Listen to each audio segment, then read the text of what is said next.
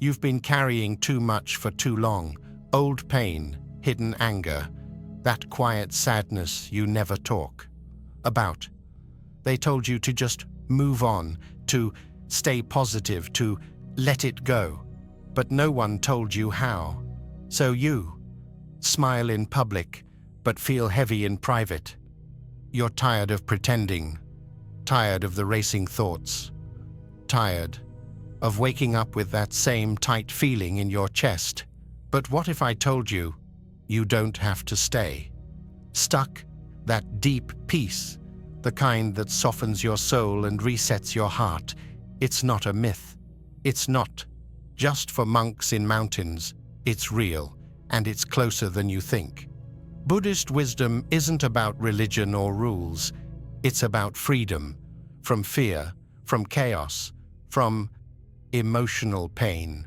For thousands of years, these teachings have helped people quiet their minds, heal their hearts, and come home to themselves. And now, they're here for you. Tonight, as you listen to these peaceful teachings, something inside you will start to shift. Your thoughts will slow down. The weight you've been carrying will start to melt. You'll feel still, clear, free. This isn't just another calming background noise. This is your emotional reset. 3 hours of ancient wisdom, spoken straight to your soul, not to escape life, but to finally live it, fully, gently, deeply. Are you ready to come home to yourself? Let's begin. You've heard the noise for so long, you've stopped noticing it. The mental noise, the emotional static, the endless inner commentary, whispering what you should have said, what you should have done, what they might be thinking.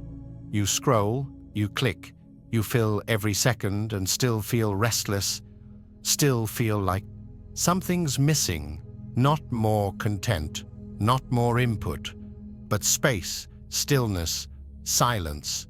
Not the awkward kind, but the kind that heals, that holds you, that helps you breathe again. Silence isn't empty, it's full of answers. And the ancient Buddhists knew this long before science ever caught up. They called it mauna. Not just the absence of speech, but the presence of presence. Spiritual silence, but kind that doesn't just quiet the mouth, but quiets the storm inside.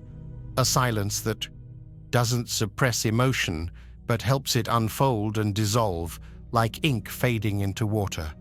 The world teaches us to speak louder to be heard, but Mauna teaches us the opposite, to be so inwardly still, so aware, that we no longer need to speak to be understood.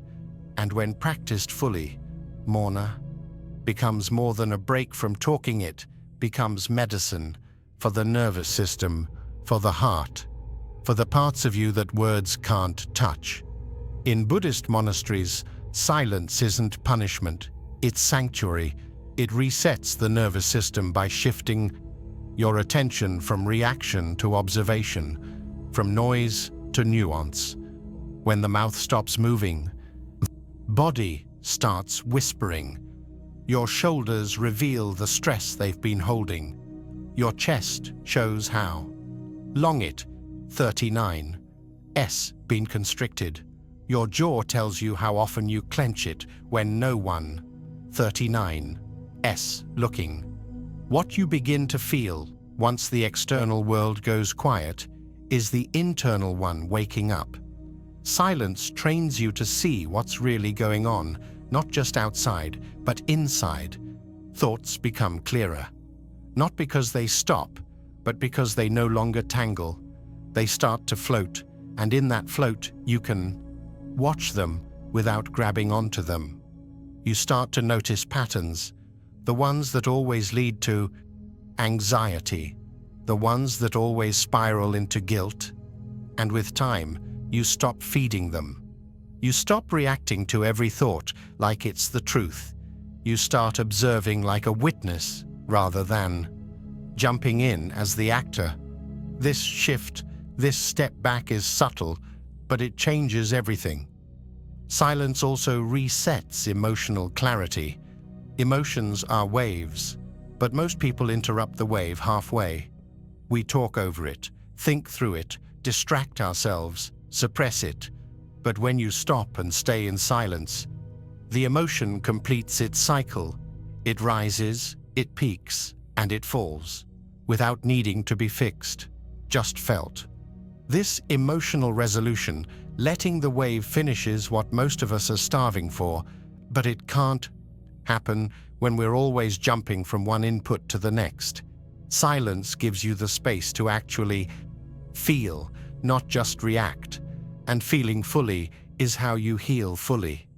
There's also a deeper layer, one most people don't even know they're missing. When you stay in silence long enough, something else starts to rise. Beneath the pain, beneath the stories, beneath the emotional dust, you find clarity. Not dramatic insight, but simple knowing, a sense that you've always known the truth. You just couldn't hear it over the noise. That's the gift of spiritual silence. It doesn't give you something new, it helps you remember what's always been there. Like a pond that settles after being stirred, your mind begins to reflect things clearly, without distortion. You start making decisions from calm, speaking from truth, showing up with less fear, less defense, less of the mask. Silence teaches you not to fear your own mind. In a world where every pause is filled and every emotion is labeled, that's radical. There's a reason monks spend days, even years, in silence, not to escape the world, but to become fluent in it, to see it without filters, to feel it without confusion. Silence sharpens perception. You begin to hear the tone behind the words, sense the emotion behind the behavior. You become a better listener, not just to others, but to yourself. You start catching the micro shifts, the moment before your anger rises, the flash of fear before the lie, the sadness behind the smile. These are the things that silence reveals, and once seen, they can be softened, redirected, healed. When the nervous system calms, the body starts healing too. Chronic tension begins to unwind. Muscles release, breathing deepens, cortisol lowers, heart rate balances. You move from survival mode to safety, from defense to openness, from hiding to showing up. And here's the part people forget. Silence isn't passive, it's active surrender. It takes courage to stop speaking, to stop explaining, to stop performing. It takes even more courage to listen to what comes up when you do. But if you stay with it, it gives you back something the world can't: inner authority. The kind of inner authority that no compliment can boost and no insult can shake. And slowly, your relationships change too. You stop talking just to fill space. You become more intentional, more present. You speak when it matters and listen when it doesn't. You give others the gift of space. You stop jumping in to fix. You stop needing to control. That quiet confidence becomes magnetic. People feel safer around you, not because you say the right things, but because your energy speaks louder than your words ever could. There's also an energy cost most of us don't realize we're paying until we stop. Talking burns energy. Constant expression, especially emotional expression without clarity, drains the nervous system. But silence restores it. Like plugging back into a deeper source, you feel nourished, not from outside. Validation, but from within. This is why silence is part of the Eightfold Path in Buddhism, not just as a lifestyle, but as liberation. Right speech begins with right silence. When you know the weight of words, you start using them like medicine, not weapons. You speak less, but mean more. And when you fall silent, it's not emptiness, it's wisdom. Silence also shows you how noisy your mind really is. And that's not a failure, it's the beginning. Once you see the noise, you stop identifying with it. You stop believing every thought is you. Instead, you see them as visitors. They come, they stay, they leave. You don't have to invite them in for tea. This shift, this inner detachment, creates emotional clarity like nothing else. Suddenly, you don't spiral over every fear. You don't chase every craving. You sit, you breathe, you feel, and you let it pass. That's what healing looks like. Silence teaches you that urgency is often false. That you don't have to answer every message, solve every problem, prove your worth. That it's okay to be still, to not have an opinion, to not explain your pain. In fact, some wounds don't need to be spoken about. They just need to be held. And silence is the most honest way to hold something sacred. Not everything is meant to be shared. Some truths become diluted when turned into words, and some clarity only arises when you stop searching and start listening to the space between thoughts. That's where intuition lives. That's where wisdom rests. And over time, you start trusting yourself more, not because someone told you to, but because in silence, you heard yourself clearly. You felt your truth without the pressure to make it pretty. You no longer need to overthink your choices. You start recognizing what feels heavy and what feels light, what aligns and what doesn't. And that kind of knowing silent, rooted, wordless is what people spend lifetimes looking for. We live in a culture that rewards noise. Noise in productivity, noise in self-promotion, noise in opinions. But peace doesn't live there. Peace isn't something you win. It's something you return to. And Morna is the path back. You might start with just 5 minutes a day. No talking, no music, no phone, just presence. At first, it might feel uncomfortable. Your thoughts might get louder before they quiet down. That's okay. That's normal. Don't run. Stay. Let the stillness do its work. Because the truth is, silence isn't silent at all. It speaks, it teaches, it heals. It tells you what your body has been trying to say for years. That you're tired. That you're carrying too much. That it's time to let go. It shows you that clarity doesn't always come from thinking harder, but from thinking less, from making space, from softening the grip. And somewhere in that space, you find your center again.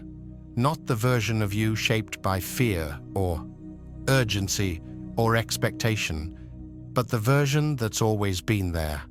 Calm, clear, kind, awake. This is why silence isn't just peaceful, it's powerful. It's where you meet yourself without distortion, where you dissolve old patterns without force, where you step out of the storm without needing to outrun it. When practiced with intention, Mauna is not just a break from speaking, it's a reunion with your own wisdom, with your own peace, with a self that doesn't need approval to feel whole. And slowly, your life begins to change, not through effort, but through alignment. You start surrounding yourself with people who respect your quiet. You seek experiences that feed your spirit, not your ego. You stop needing to prove anything and just live, fully, softly, truthfully. Silence becomes your sanctuary, your medicine, your teacher. And one day, without even noticing, you'll wake up feeling lighter, not because life got easier, but because you stopped carrying so much noise. You started trusting the voice that doesn't speak, the one that's always known the way home. And now you, 39, re-listening, And just like that, silence brings you back to yourself. Not in theory, but in presence. The kind of presence that doesn't need fixing, changing, or explaining. The kind that sees clearly, breathes fully, and accepts reality as it is.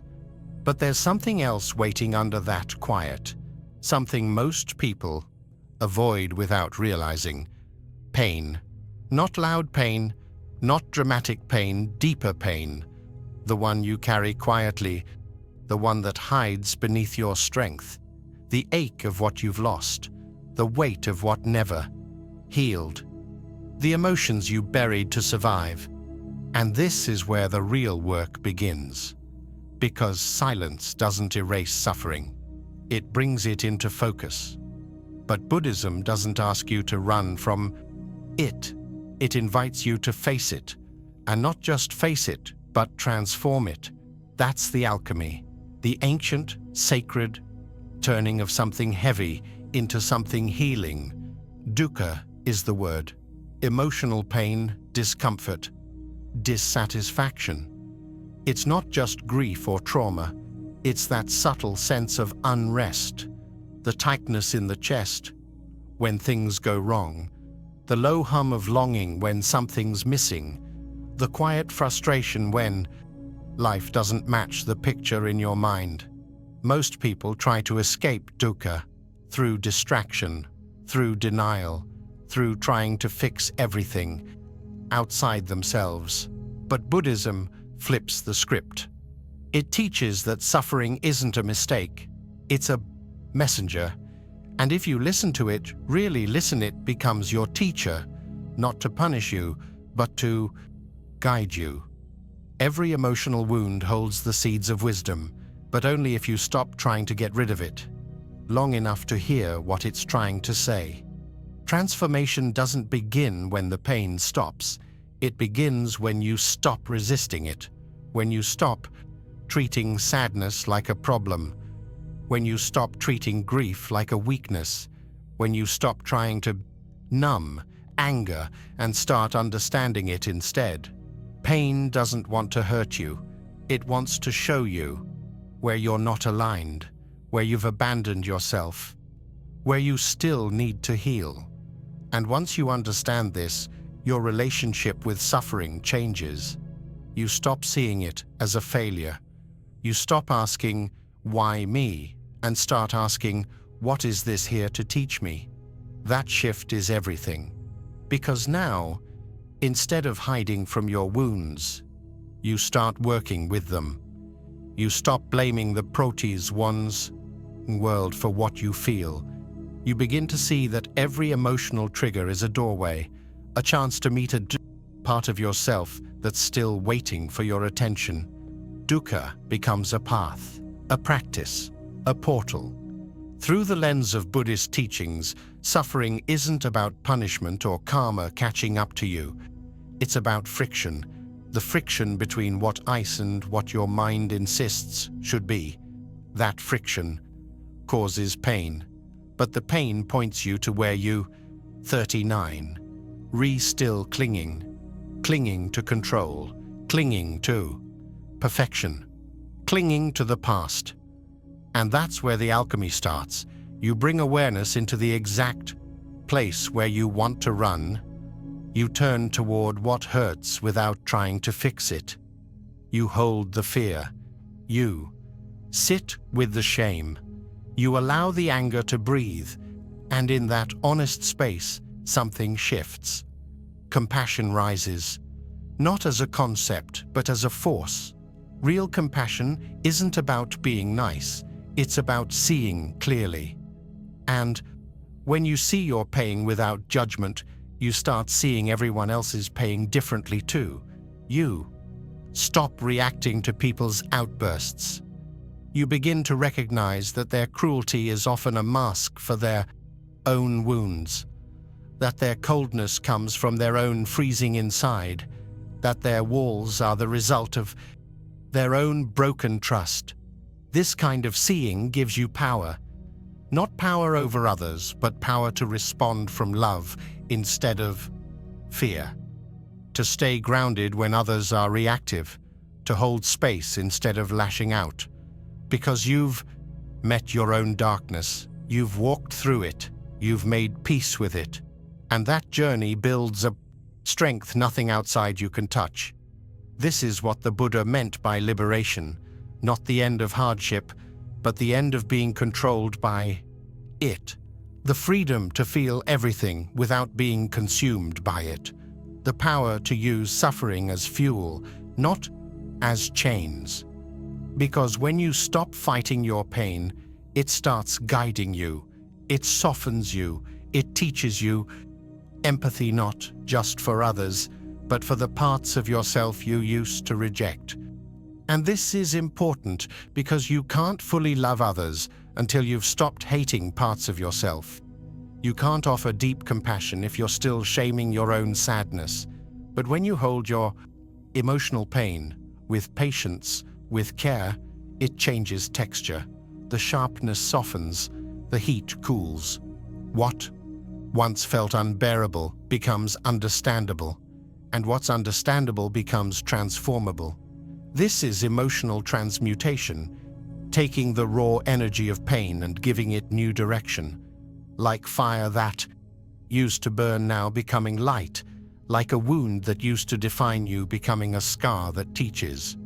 The hurt doesn't disappear, but it doesn't hurt in the same way.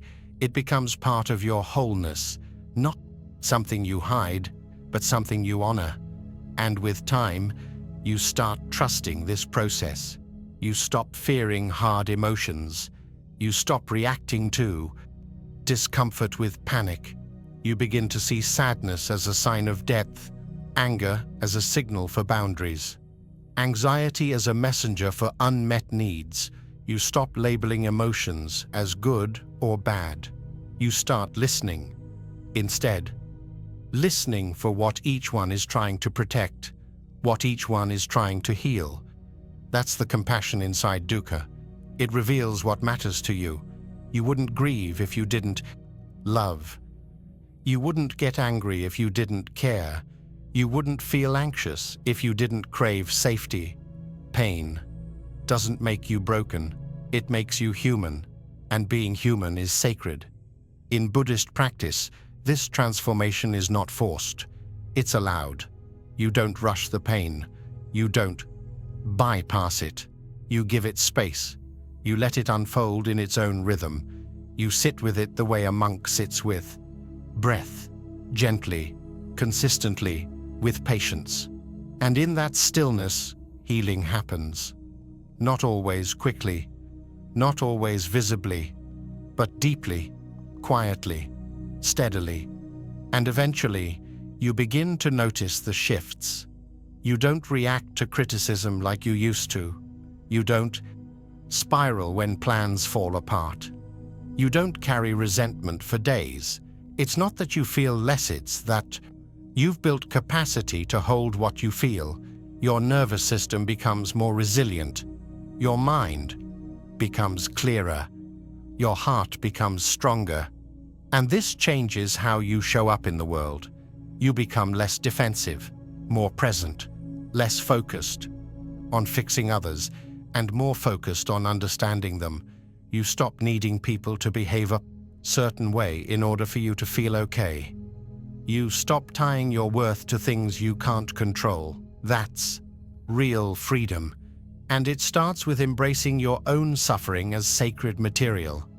The Buddha didn't promise a life without dukkha. He promised a path through it. And this path isn't a straight line. It's a spiral. Sometimes you revisit old pain, sometimes it flares up, but each time you meet it with more awareness, more skill, more compassion. And with each return, you suffer less, because you're no longer resisting it. This is the heart of Buddhist transmutation, turning reaction into reflection, turning contraction into expansion, turning suffering into strength, not the rigid kind, but the kind that holds both joy and sorrow without crumbling. And here's the truth most people miss. The deeper you go into your pain, the more capacity you have for joy, real joy. Not the surface kind, but the kind that doesn't need circumstances to be perfect. The kind that flows from presence, from connection, from peace with your own heart. This isn't just emotional maturity, it's spiritual evolution, and you don't need to retreat to a monastery to find it. You find it in daily life, in the pauses between arguments, in the stillness after crying, in the pauses choice to stay with your discomfort instead of running from it. That's where the gold is. That's the alchemy. The world may keep telling you to just be happy, to avoid pain, to stay positive no matter what. But Buddhist wisdom whispers something more honest, more human. Feel everything, let it teach you, and then let it go. That's how you rise, not by avoiding the fire, but by walking through it with grace. And eventually, you become a source of light for others, not because you have all the answers, but because you're no longer afraid of the darkness. You become someone who can hold space for pain without rushing to fix it. Someone who can sit with discomfort without turning away. Someone who loves from depth, not from fear. And this is how emotional pain becomes compassionate power. Not power over people, but power to meet them exactly where they are. Power to forgive without forgetting. Power to speak with clarity and act with wisdom. Power to be soft without collapsing, strong without hardening, steady without becoming numb. This transformation doesn't happen overnight. It happens choice by choice, breath by breath. Every time you choose to feel instead of flee. Every time you meet yourself with kindness instead of judgment. Every time you pause and say, "This too belongs." That's the quiet revolution of Buddhist alchemy. It doesn't shout, it doesn't sparkle, but it changes everything. And now your journey continues, deeper, wiser, braver, not away from suffering, but through it, and through it into freedom. When you stop resisting your pain and begin listening to it, you learn that your suffering is not a sign of weakness, it's a doorway to strength. But there's still one question left hanging quietly in the air, a deeper layer beneath all the emotion, beneath even the compassion you've started to cultivate. Who is it that's suffering? Who is this you who carries the grief, who holds the anger, who fears rejection or clings to praise? That question, left unasked, is the root of nearly all emotional pain. And the moment you dare to look at it clearly, everything starts to shift. What if the version of you that suffers the most, the one that feels broken, betrayed, inadequate, is not the real you, not a lie, but not solid either, just a temporary construction made of memories, habits, opinions, and stories passed down like heirlooms? The teaching of anatta, or non-self, breaks the illusion that this identity you carry is a fixed, unchanging truth. In reality, it's a flowing process, not a thing, a verb, not a noun. Most emotional suffering arises when we grip tightly to a sense of me, my story, my failure, my worth, my wound. But the more we hold on to this self-image, the more fragile and defensive we become. We build an identity out of old pain and then live our lives protecting it. Every insult cuts deeper, every loss feels personal, every mistake becomes shame, not simply feedback. And yet, when you begin to loosen that grip, not by erasing your humanity, but by questioning your assumptions, something opens. A kind of emotional spaciousness begins to form. You start to see that the self you defend so fiercely is always changing. The thoughts you believed yesterday are different from today. The emotions that seemed permanent last year have already faded. The preferences, the desires, the fears all shifting. If the self keeps changing, how can it be fixed? If the self is a process, not a possession, why are we so afraid to let it go? This is the heart of a matter. It's not saying you don't exist. It's saying you don't exist the way you think. You do. And this realization, when embodied, is deeply freeing, because once you stop treating identity as a solid object, you stop taking every emotional wound as a permanent scar. You start seeing emotions, not as attacks on who you are, but as waves moving through the open field of awareness. There's pain, but there's no one fixed in that pain. There's anger, but there's no fixed self that is angry forever. This changes your relationship with emotional triggers. Someone criticizes you, and the old pattern of defense starts to rise. But now, you notice it. You don't immediately grab onto the thought, "They're attacking me." You start to observe there's a sensation of defensiveness. That shift from identification to observation creates space. Space for response, space for reflection, space for peace. This is not detachment in the cold sense. It's clarity. You begin to see your thoughts as clouds passing through the sky, not as truths carved in stone. You notice how certain beliefs about yourself trigger anxiety, while others bring temporary relief. You see how often you replay stories of failure or unworthiness, and slowly you begin to ask, if I am not these stories, who am I? That's where the liberation begins. Because when you stop defining yourself by the stories of your past, you stop carrying their emotional weight. You don't forget your experiences, but you stop living through them. You let go of the need to keep proving or defending a version of yourself. You start resting in what's real right now, this moment, this breath, this awareness. And from here, something profound starts to unfold. When the fixation on me softens, compassion for others grows naturally. Why? Because when you see that your pain wasn't personal, you begin to see that other people's actions aren't personal either. The person who yelled at you wasn't attacking you, they were reacting from their own conditioning. The betrayal you felt wasn't because you're unworthy, it was because someone else was lost in their own pain. This shift dismantles resentment, not because you excuse harmful behavior, but because you no longer build your identity around the wound. You begin to understand that most emotional harm doesn't come from others alone, it comes from how tightly we cling to the belief, "This happened to me, therefore I am this kind of person." Once that belief loosens, healing flows. The illusion of a solid self also creates fear of change. We cling to labels because they make us feel secure.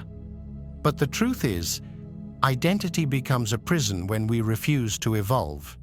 Anatta opens the door to Dame or to En. Fluidity. You stop needing to be consistent in a rigid way. You allow yourself to grow, to contradict, to outgrow patterns that once defined you. And that adaptability is a form of emotional resilience. You no longer panic when old feelings rise. You no longer shrink under the weight of shame. You know, these states aren't permanent. They're weather, not architecture. They pass. And in that passing, you return to a deeper home, not the self you constructed, but the awareness that holds it all. And what is that awareness? In Buddhism, it is not a self in disguise. It is clarity, presence, a knowing that doesn't cling, a seeing that doesn't grab. And from that place, you respond to life with greater gentleness. You don't have to harden when you're misunderstood.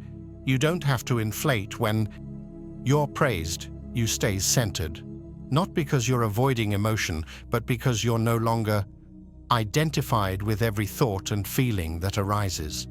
This kind of inner stability leads to deep emotional freedom. When you're no longer entangled with a fixed identity, life becomes lighter. You can laugh at your mistakes. You can cry without shame.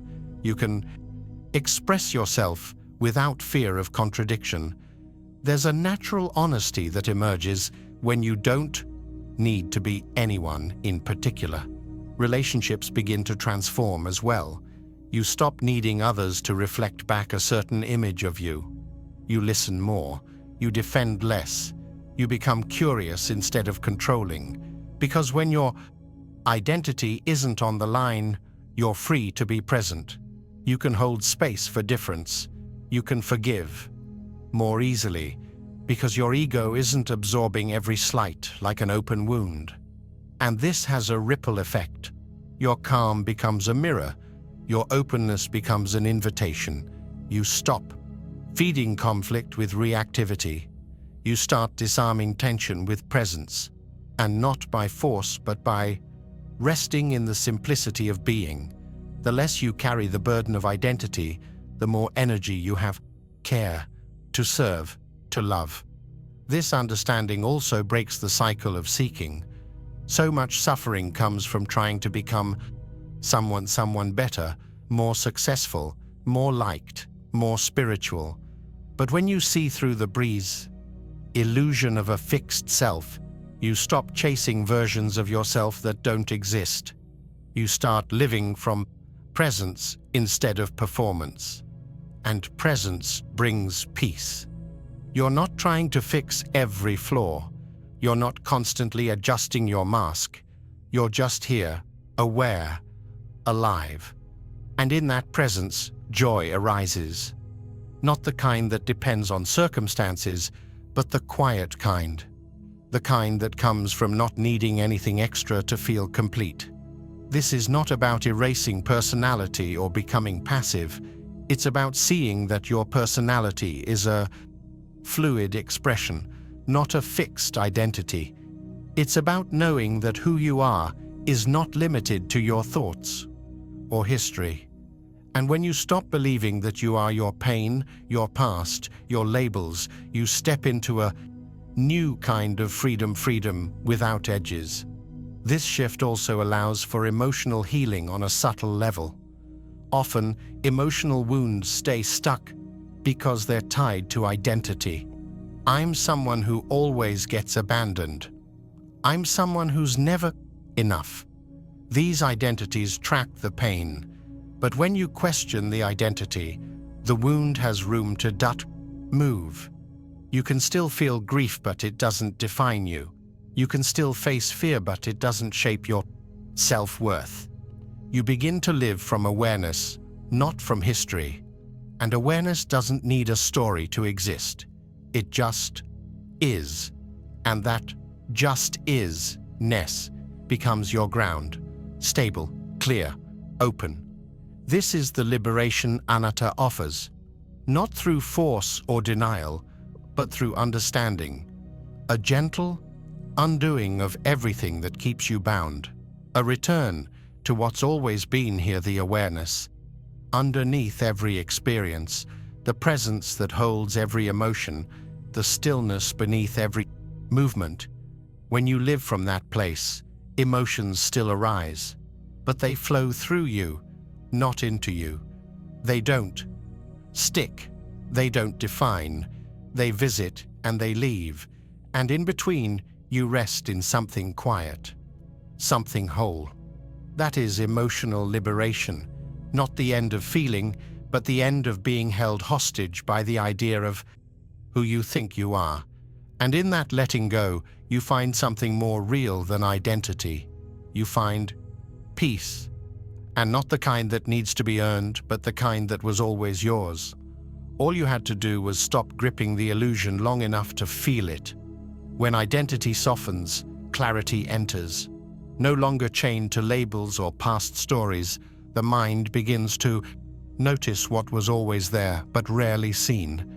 the subtle energies flowing beneath thought, not the loud narratives or emotional outbursts, but the quiet tones, the textures, the flavors of the mind itself. And these flavors matter because they shape how we feel, how we act, and ultimately who we become. Some thoughts build peace, others quietly poison it. The difference is rarely obvious.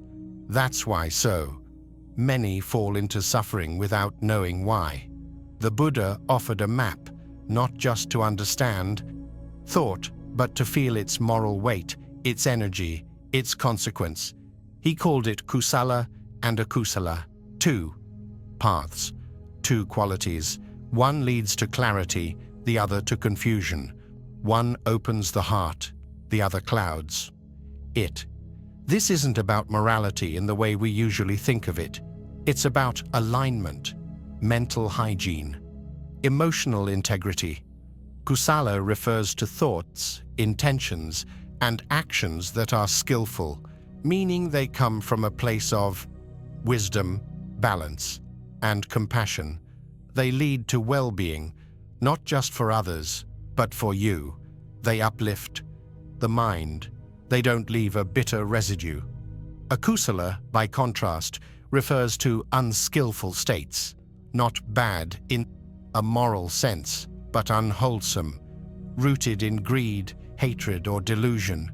These thoughts may feel powerful in the moment, justified, righteous, seductive, but they always leave you more tangled, more reactive, more drained. To see this clearly is to take full emotional responsibility for the state of your inner world. Not blame, not guilt, just honest noticing. When you begin to watch your mind this way, you stop reacting to life automatically. You learn to pause, to assess not just the content of your thoughts, but their quality, their scent, their direction. A thought about your future may seem logical, but is it coming from grounded care or anxious control? A comment you want to make may be true, but is it rooted in kindness or in the need to win? A choice you're about to make may seem harmless, but is it echoing fear or love? This level of self-inquiry takes practice. It's not about overanalyzing every mental event, it's about tuning in, feeling the energy of a thought, the way you feel the atmosphere of a room. Some thoughts expand your breath, others contract it. Some thoughts bring your shoulders down, others raise your heart rate. The body often knows before the intellect does. Skillful mental states, those that lead toward kusala kari calm, they create inner space. They feel complete even before any action is taken. There is a sense of rightness that doesn't need validation. You feel connected to truth, to care, to balance. These thoughts don't escalate emotional pain. They help integrate it. They don't spike judgment. They invite understanding. Unskillful states of kusala tend to rush. They have a pushing quality, a pressure behind them. They often come dressed as urgency, masked as logic, wrapped in emotional reactivity. But underneath there is disconnection, a pulling away from clarity. These thoughts spiral, they loop, they convince you of danger when none exists. And worst of all, they feel familiar, because they've been rehearsed for years. This is why training the mind to distinguish the two is so essential. Without this discernment, we act out of habit. We speak from wounds. We respond from fear. We create stories that harm our peace. But when we build the habit of noticing not just what we're thinking, but how those thoughts feel in the nervous system, everything changes. This is not a rejection of hard feelings, it's a refinement of awareness. Acknowledging anger is healthy. Feeding it with narratives that inflame it is not. Feeling grief is human. Letting it collapse your sense of worth is unskillful. The goal is not to become perfect or robotic. It's to become discerning, to know when you're moving from love and when you're moving from lack. The Buddha taught that every moment is a fork in the road. Every thought is a seed. It will either bloom into more confusion or into more peace. And often, the difference is subtle. A thought of wanting to help can be skillfuler. It can come from needing to fix in order to feel valuable. A desire to speak the truth can be skillfuler. It can come from needing to dominate. The shift is not always in the action, but in the energy behind it. That energy becomes easier to feel the more present you are. That's why mindfulness matters, not just to reduce stress, but to become intimate with your own inner life. The more you sit with the breath, the more you notice the push and pull of your thoughts. The more you catch the moment a craving forms. The more you sense the contraction when judgment arises. And in that awareness, you have choice. Choice is power. The power to pause, the power to question, the power to not follow every thought that knocks on your door. That's emotional hygiene. And like physical hygiene, it's not a one-time event. It's a daily tending, a quiet discipline of checking in with your mental state before you let it spill into speech or action. This practice builds emotional maturity. You stop being a slave to your moods. You stop blaming others for your reactions. You learn to trace the emotional experience back to its root, often a small, unnoticed thought that was never questioned. You begin to take full ownership of your inner state, without shame, without denial. And from this foundation, you grow compassion, not as a forced virtue, but as a natural result of clarity. Because when you recognize how often your own mind wanders into unskillful states, you become less reactive when others do too. You stop expecting perfection. You start seeing the shared struggle, the shared messiness. And you respond not with enabling, but with presence. This also frees you from false confidence, because even thoughts that sound wise can be unskillful if they feed the ego. Even spiritual insights can become ego traps if they aren't rooted in humility. Kusala is not about appearing good. It's about moving in harmony with what uplifts and supports clarity. It's not performative, it's embodied. And this discernment becomes your inner compass. You no longer need to ask others constantly what's right. You feel it. You sense when something is aligned or not. Not based on fear of consequences, but based on energetic integrity. You start trusting your inner knowing, not because it always tells you what you want, but because it tells you what brings real peace. This is where discipline meets freedom, because the more you commit to choosing skillful states, the more spacious your inner world becomes. You're no longer dragged by every passing mood. You're no longer hijacked by every thought. You hold yourself with steadiness, with clarity, with care. And over time, your default settings begin to shift. The grooves of the mind change. The thoughts that used to dominate begin to fade. The reactions that once felt automatic slow down. You find yourself choosing kindness more often, not out of effort, but out of ease. You speak more truth, not because you should, but because it feels clean. That's the power of mental training. It reconditions the mind, not through suppression, but through redirection. Not through force, but through awareness. You meet each thought with a quiet question: is this skillful? Does this support peace? Does this align with my deepest values?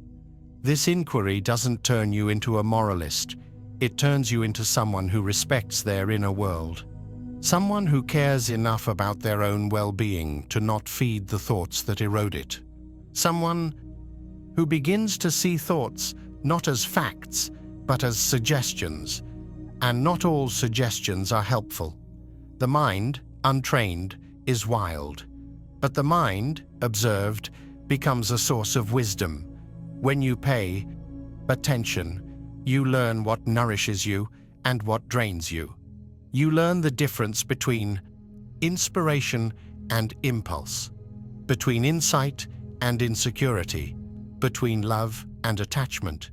And slowly, you begin to live more from kusala, not because you're chasing virtue, but because unskillful states simply lose their grip. You feel how heavy they are, how much noise they make, how little they offer, and you let them pass, not with judgment, not with fear, but with peace. This is not perfection, it's practice, a lifelong path of tending to your mind with the same care you offer a beloved child, patient, curious, compassionate. You forgive yourself when you forget. You begin again when you fall.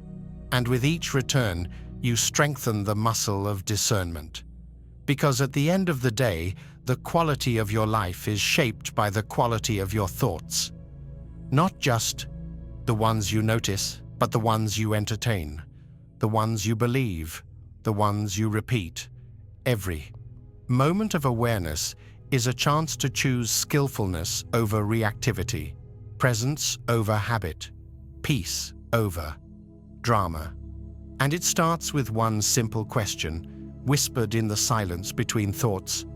Is this useful? Is this kind? Is this true? That's the doorway. Walk through it, and you'll find a mind that no longer drags you around but walks beside you, steady and clear. As the mind begins to quiet and you learn to recognize the texture of thoughts, something deeper begins to stir. Body speaks. It doesn't. 39. ET use words, but it never lies. While thoughts rise and pass quickly, the body holds what the mind can't process. Emotional residue lives in posture, in tension, in breath. And yet, we often overlook it. We chase clarity in silence and stillness, but forget the power of motion. That's where the next layer of awareness lives, not just in sitting, but in walking. A slow, deliberate step becomes a doorway to see your inner world from a different angle. Walking meditation is not exercise. It's not about reaching a destination or getting the heart rate up. It's a way to train attention using movement, a practice that reveals what stillness sometimes hides.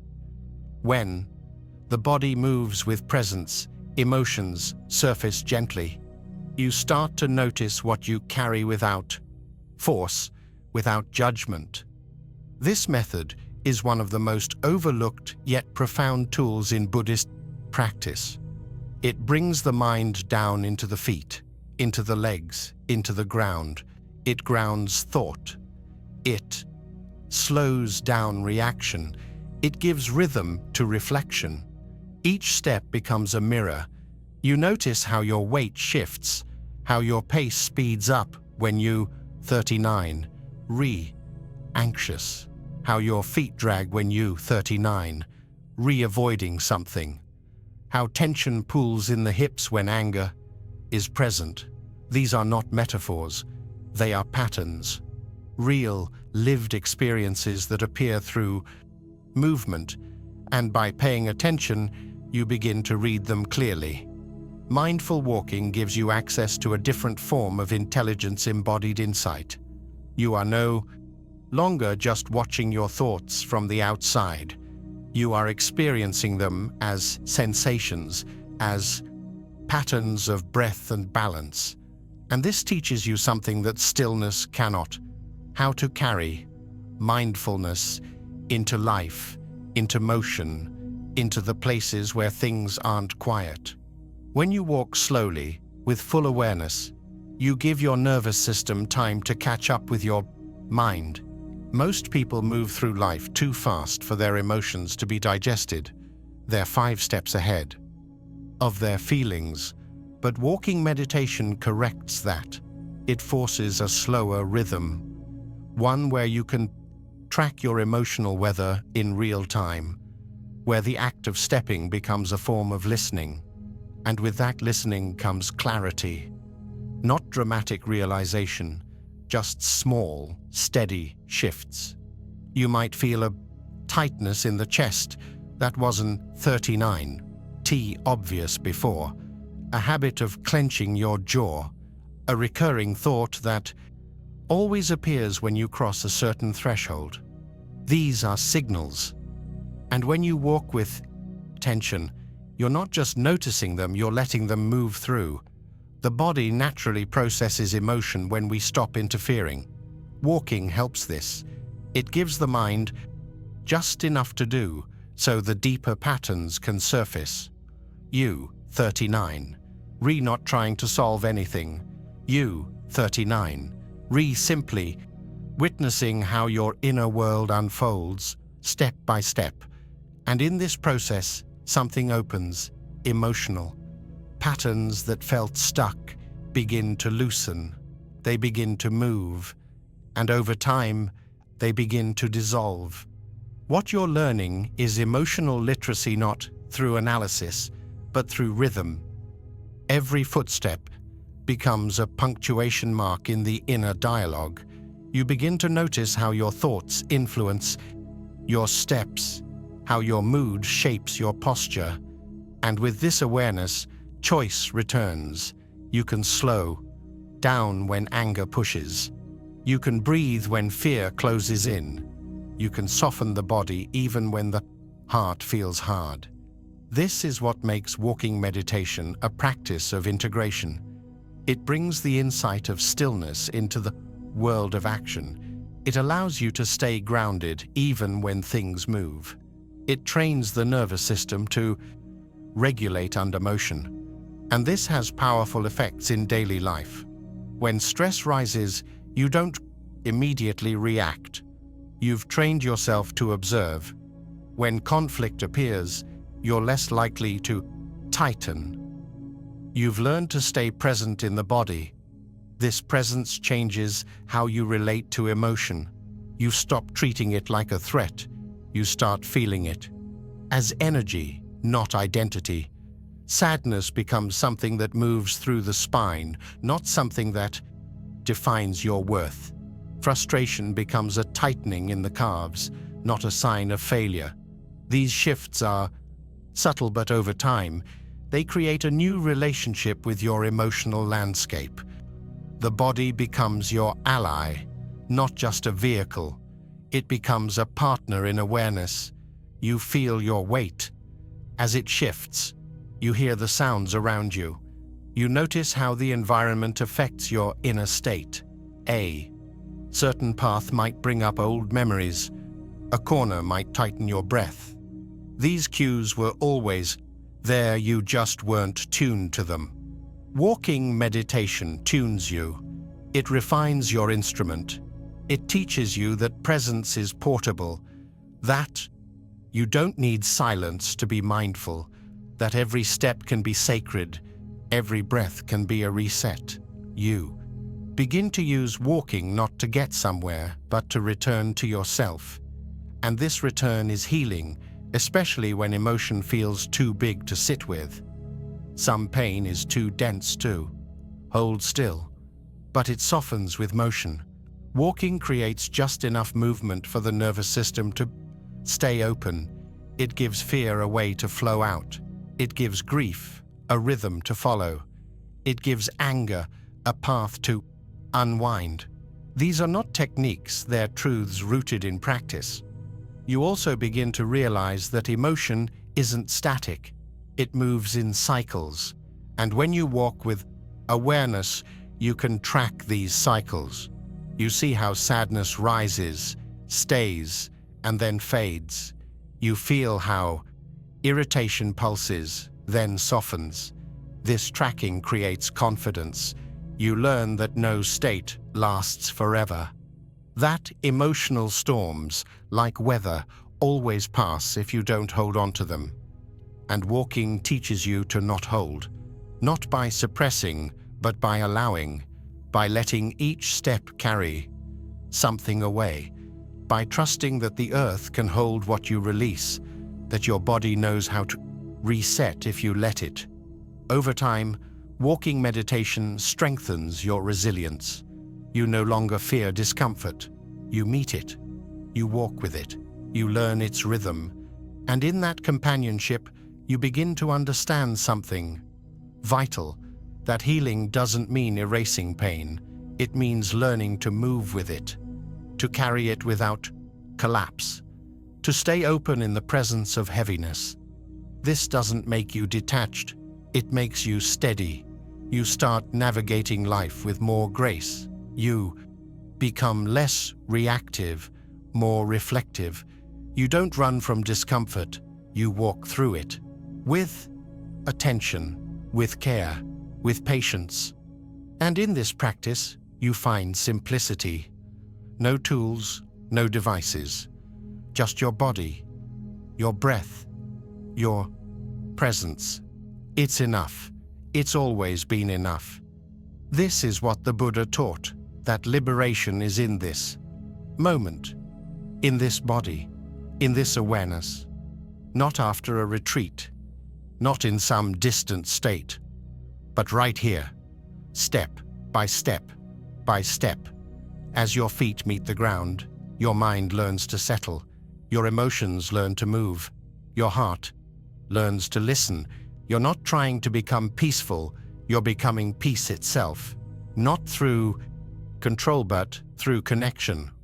Walking meditation reconnects you to your breath, to your steps, to your emotional truth. And in that reconnection, a deep kind of healing unfolds. Quiet, gentle, real. You don't need to chase insight. You don't need to force change.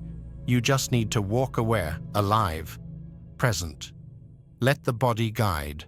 Let the mind watch. Let the heart open. This is the path. This is the mirror. This is the way you come home one step at a time. With each step taken in presence, something deep begins to settle. The noise quiets. The stories slow down. Awareness roots itself in the body. You feel more than thoughts now. You feel movements in your inner landscape that were hidden under distractions. But not everything that rises feels peaceful. Some emotions surface with weight. Some memories return with sharpness. They don't fit into the lightness we seek, yet they return because they were never truly gone. These are the hidden forces, unseen but powerful. This is where shadow work begins. In Buddhist tradition, there is a figure that represents these hidden forces, Mara, not as a demon of myth alone, but as a psychological truth. Mara is not a villain to defeat, but a mirror of the parts of ourselves we try to avoid.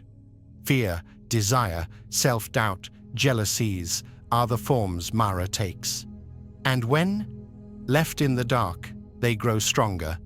But when seen clearly, they begin to dissolve. That's the paradox. What we fear in ourselves loses power when we meet it face to face. Shadow work in this context is not dramatic confrontation, it's honest awareness. It's not about fighting the parts of yourself that feel ugly or unwanted. It's about recognizing that those parts exist because they were never given space. The inner Mara appears most when we suppress emotion, when we pretend not to feel what we actually do, when we shame ourselves into silence instead of listening with compassion. Fear is not the enemy. Fear becomes destructive when we don't allow it to be felt. Envy isn't poison by itself. It becomes harmful when we deny it and act from the shadows. Craving isn't inherently wrong, but when we identify with it and let it control us, it leads to suffering. These are the emotional archetypes of Mara, and the path isn't about banishing them, it's about integration. Integration means no longer splitting yourself into good and bad, worthy and unworthy. It means sitting with all aspects of your experience and asking, what is this part trying to protect? Because even your most difficult emotions began as strategies for survival. Fear tried to keep you safe. Craving tried to fill a space. Anger tried to give you power when you felt powerless. Once you see that, you can hold these parts with understanding rather than judgment. This shift is crucial. Many spiritual seekers try to bypass the shadow. They aim only for light, only for peace, only for love. But in doing so, they exile the very parts of themselves that need the most care. The shadow doesn't disappear because you meditate more. It waits. And when life shakes you, it returns, louder. But if you turn toward it, if you look with clear eyes and a soft heart, it begins to transform. Meeting the shadow doesn't mean indulging it. It means allowing it to be seen. When envy rises, can you acknowledge it without shame? Can you feel its burn without acting on it? That simple pause is powerful. That moment of clarity is the beginning of healing. You start to trace the root. Maybe it comes from feeling overlooked, from believing there's not enough, from forgetting your own worth. Once seen, you don't need to be ruled by it. Craving works the same way. The pull to have more, be more, get more. It doesn't need punishment. It needs attention. What are you avoiding when you reach for more? What emptiness are you trying to fill? Often, it's not about the thing itself. It's about a deeper longing for comfort, for connection, for meaning. When you sit with the craving and explore its layers, you no longer follow it blindly. You begin to respond rather than react. Fear is another mask Mara wears, and it is often the most persuasive. Fear tells stories that feel true. It paints futures that haven't happened. It tightens the breath and narrows the view. But fear isn't a problem until we let it define our choices. When we meet fear as a visitor rather than a voice of truth, we soften its hold. We ask, what is this fear pointing to? What wound has not been healed? What risk feels too big? In Buddhist teachings, even the Buddha was visited by Mara, not once, but many times, even after enlightenment. The point wasn't to destroy Mara, but to recognize him, to say, I see you, to sit with the discomfort without turning away. That's the teaching. Enlightenment doesn't erase difficulty, it changes how we relate to it. So in your own life, the question becomes, where does Mara visit you? In which moments do you feel the urge to hide, to perform, to control? These are the doorways to shadow work. These are the places where honesty becomes liberation. You're not looking for flaws to fix. You're building the capacity to hold what's true, even when it's hard. This work also brings humility. It shows you that no emotion is beneath you, that no thought defines you, that you are more than your best and your worst days, and that truth creates space for others. When you stop rejecting your own humanity, you stop demanding perfection from the people around you. You listen better. You judge less. You become a safe space for yourself and for others. That safety is healing, because much of the shadow was born in environments where emotion wasn't safe, where anger had to be hidden, where sadness was shamed, where vulnerability was punished. When you create a space now where all of you is welcome, you break the pattern. You stop passing the wound forward. You start writing a new story, one where truth is not a threat. Shadow work also strengthens your intuition, because once the noise of suppressed emotion quiets, you begin to hear your deeper knowing. You sense when something is off. You notice when you're acting from fear rather than wisdom. You recognize when old patterns are resurfacing. This awareness becomes your guide, not to avoid difficulty, but to move through it with clarity. And this movement brings energy back. Suppressing emotion is exhausting. Pretending to be someone, you, 39, not drains the spirit. When you reclaim those lost parts, when you bring them out of the shadow, you feel more whole, more alive. Not because life got easier, but because you stopped hiding from it. You also begin to feel compassion in new ways, not just as a concept, but as a lived experience.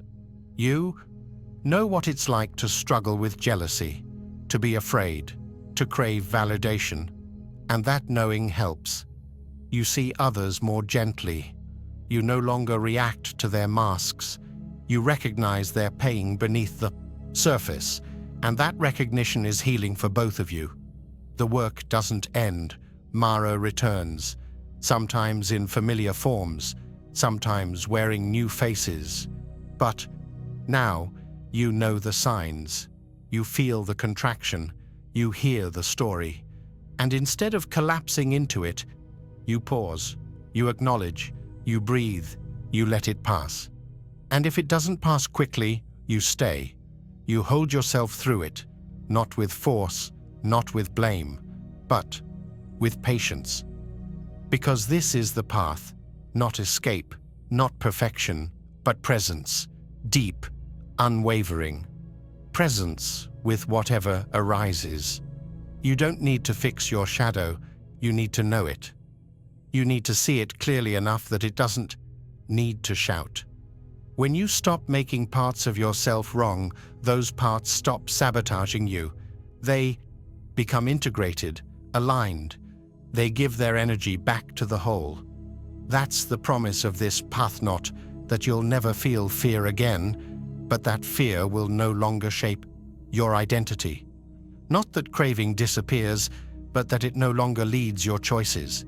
Not that you never feel envy, but that it no longer blocks your joy. You move with these parts, not against them.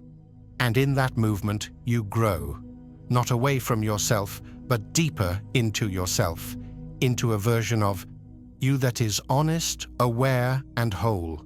This is the liberation found in darkness, not from ignoring it, but from lighting a candle and sitting with it until the monsters become messengers.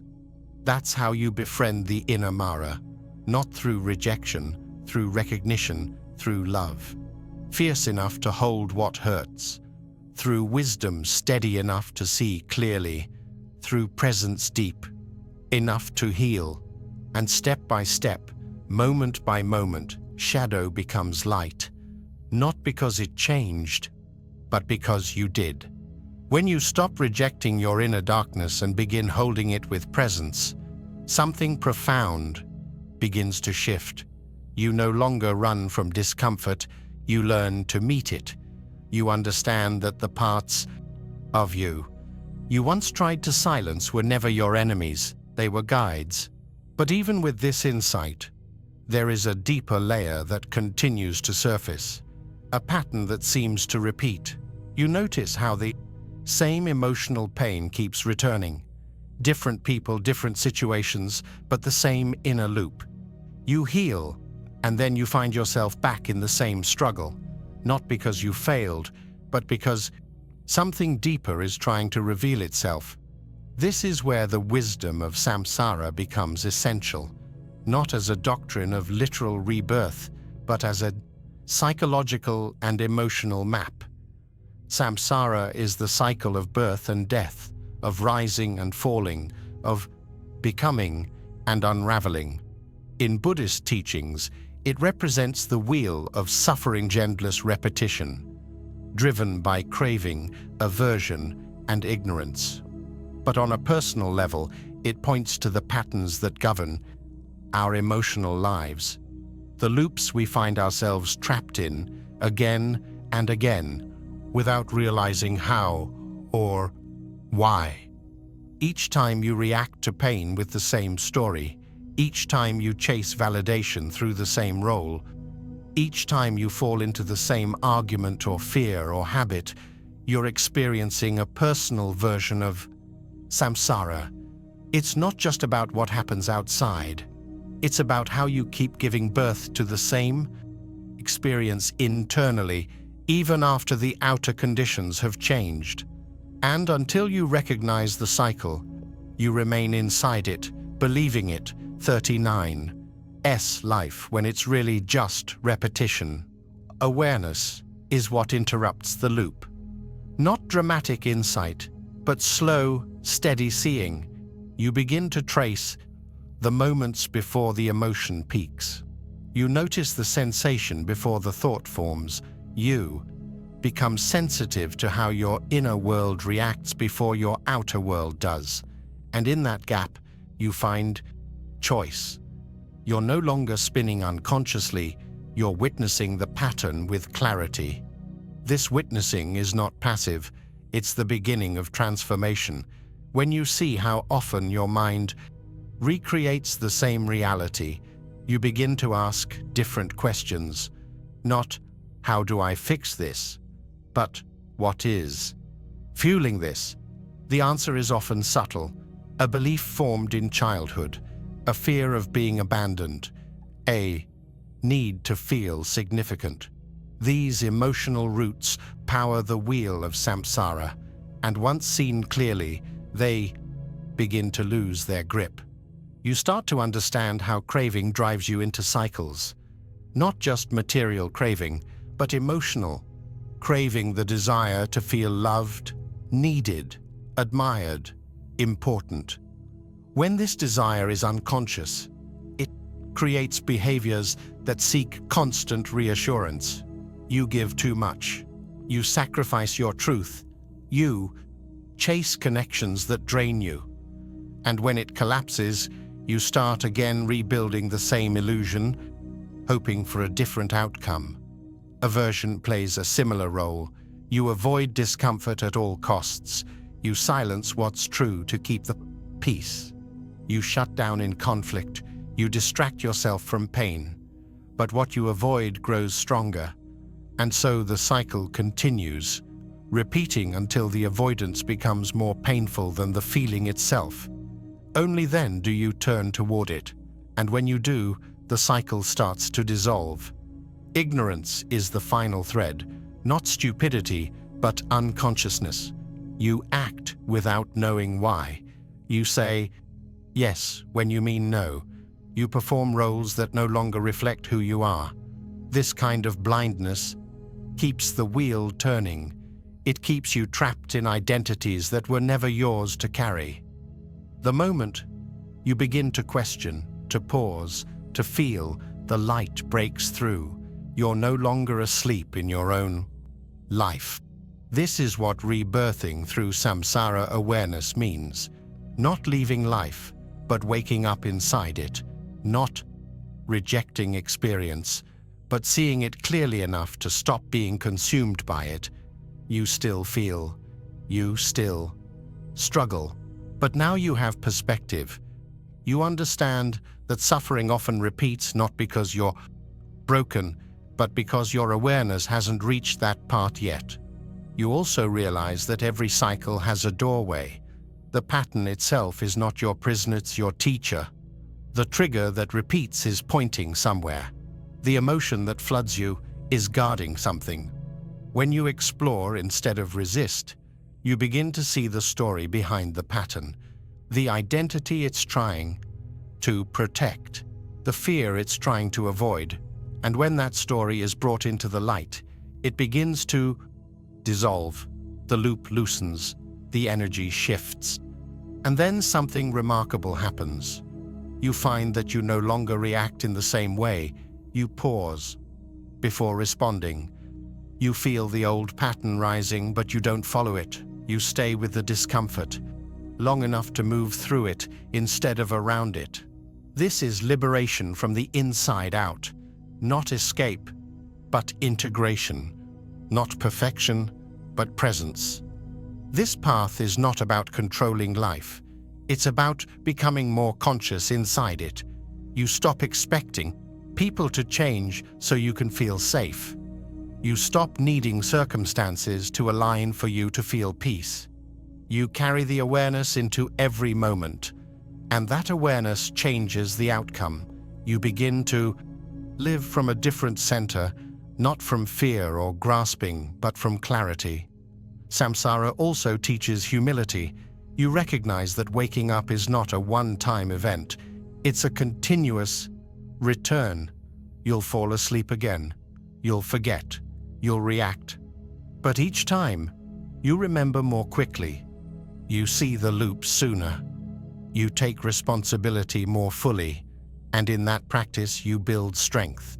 Not the brittle kind that denies pain, but the kind that can hold it without falling apart. This strength becomes your foundation. You no longer fear the hard moments. You know they carry insight. You don't seek constant ease. You value depth. You stop needing to feel good all the time. You start wanting to feel truth, even when it hurts, even when it disrupts the comfort of old roles. You also begin to sense the deeper rhythms of your own life, the seasons of emotion, the tides of energy. You no longer fight your cycles, you honor them.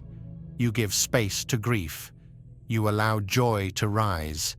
Without gripping, you recognize that every ending holds the seed of beginning, that every fall is part of the spiral upward. You stop needing constant forward motion. You find healing in stillness, in returning, in staying present with the cycle instead of trying to escape it. This awareness becomes compassion. You see others inside their own loops. You stop taking their behavior personally. You recognize their patterns as you recognize your own. You become less reactive, less judgmental, more steady, more kind, not because you've detached, but because you've seen the deeper truth. Everyone is moving through their own samsara. Most people are spinning without knowing it. When you step off your own wheel for a moment, you become a refuge. You stop feeding conflict. You hold space instead. You stop trying to fix people. You become a mirror of presence. That's powerful. That's healing, not only for you, but for those around you. And slowly, you begin to sense another way of being, a life not ruled by reaction, a heart not shaped by the past, a mind not pulled by every craving or fear. You still live, you still feel, but you move with intention, with clarity, with compassion. This is not the end of samsarites, the awakening within it. You begin to walk through life more consciously. You notice when old loops call your name. You smile when you recognize the familiar pull, and instead of falling back into the spiral, you breathe, you watch, you choose differently, and in that choice, you are reborn, not into a new identity, but into presence. This is the practice. This is the rebirth, not through struggle, but through seeing, not through resistance, but through release. You're not escaping life. You're entering it fully, awake, honest, free. The wheel of samsara may keep turning, but you are no longer asleep at its center. You are the awareness watching, the breath returning, the presence remembering, and that changes everything. When you stop living inside the cycle of unconscious reactions and begin to witness the rhythm of your emotional loops, something begins to shift, not just inside you, but in the way you relate to others. You no longer carry the same expectations. You stop needing life to be fair in the way your ego defines fairness. But even then, a more subtle challenge remains: the discomfort that arises when others experience joy, success, ease, especially when you are struggling. It's quiet, often unspoken, but powerful. It's the ache of jealousy, the resistance to another person's happiness when yours feels out of reach. This is the edge of the next transformation. Mudita is the practice of sympathetic joy. It is the ability to feel genuine happiness for someone else's good fortune, not just tolerate it, not just fake support, but to feel joy from their joy. It may sound simple, but it's one of the most difficult and most liberating heart practices in the Buddhist path.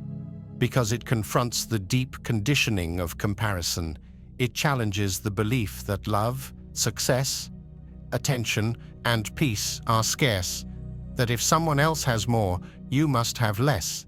And this belief, often buried beneath awareness, creates quiet suffering. When you start to work with mudita, you begin to see how often joy for others is blocked. You catch the micro-reactions, the thought that says they didn't deserve it, the voice that says you've worked harder, the contraction in your chest when someone is praised, especially if you, 39, we've been overlooked. These are the subtle poisons of envy, not because you are a bad person, but because you are human. And unless they're seen with compassion, they stay hidden and continue to shape your emotional experience. The heart closes a little each time you reject another person's joy, not because you intend to, but because the ego wants to protect its story. It says, "Why not me?" It says, "They're ahead." It says, "I've been forgotten." But these statements are based on illusion. There is no finish line, no fixed place on the ladder. There is only the present moment and the way you choose to meet it. Mudita teaches you that someone else's happiness is not your loss. It is not a threat. It is not a verdict about your worth. When you learn to feel joy for someone else, you soften the part of yourself that feels left out. Because you stop reinforcing the lie that your value depends on comparison, you begin to heal the root of jealousy, not by suppressing it, but by meeting it with compassion. This doesn't happen through force. You don't replace envy with fake joy. You start by being honest. You notice where the resistance is. You feel the sting without adding shame. You pause. You breathe into it. And then you practice it slowly, deliberately. You bring to mind someone who is happy, someone who has achieved something meaningful, and you whisper inwardly, "May your joy continue.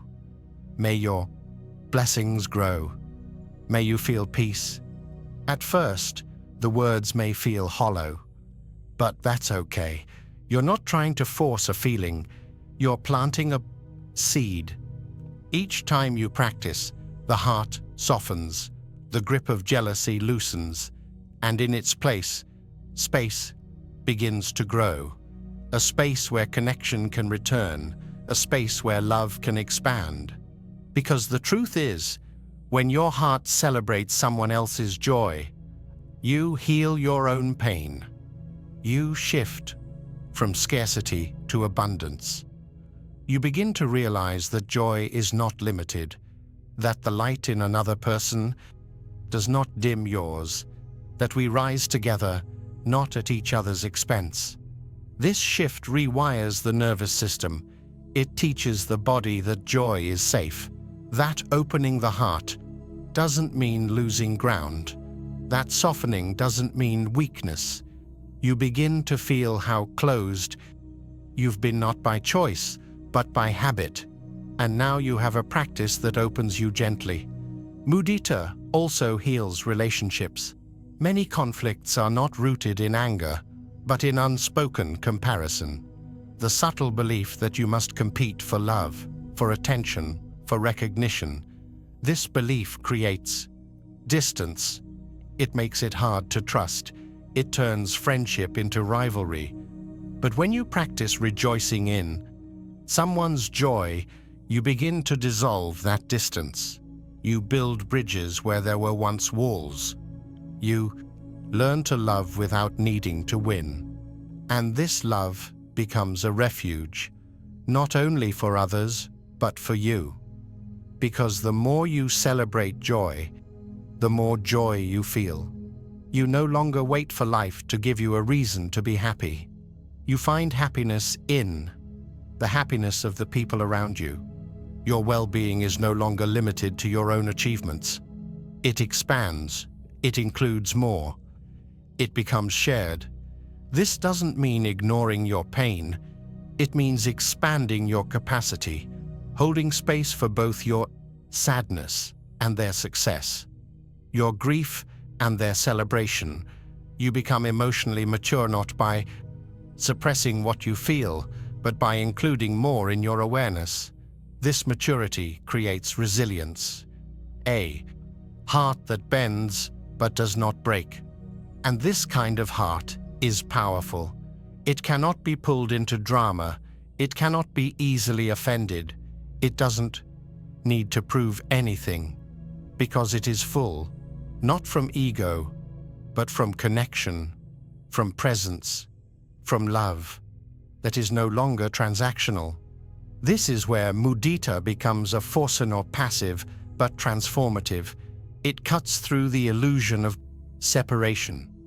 It teaches you that joy is not a resource to be divided. It is a quality to be shared. It is a medicine that multiplies when offered freely. And as you practice more deeply, you begin to notice something else. The people you once envied when you celebrate their happiness, they start to feel like allies. Their light reminds you of what's possible.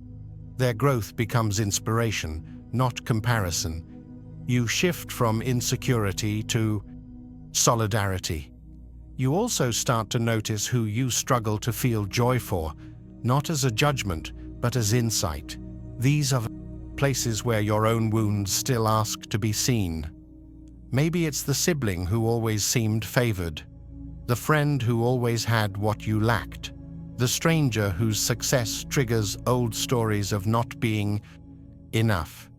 These people are teachers, not because they did something to you, but because their happiness touches a part of you that still wants healing. You meet these moments with honesty.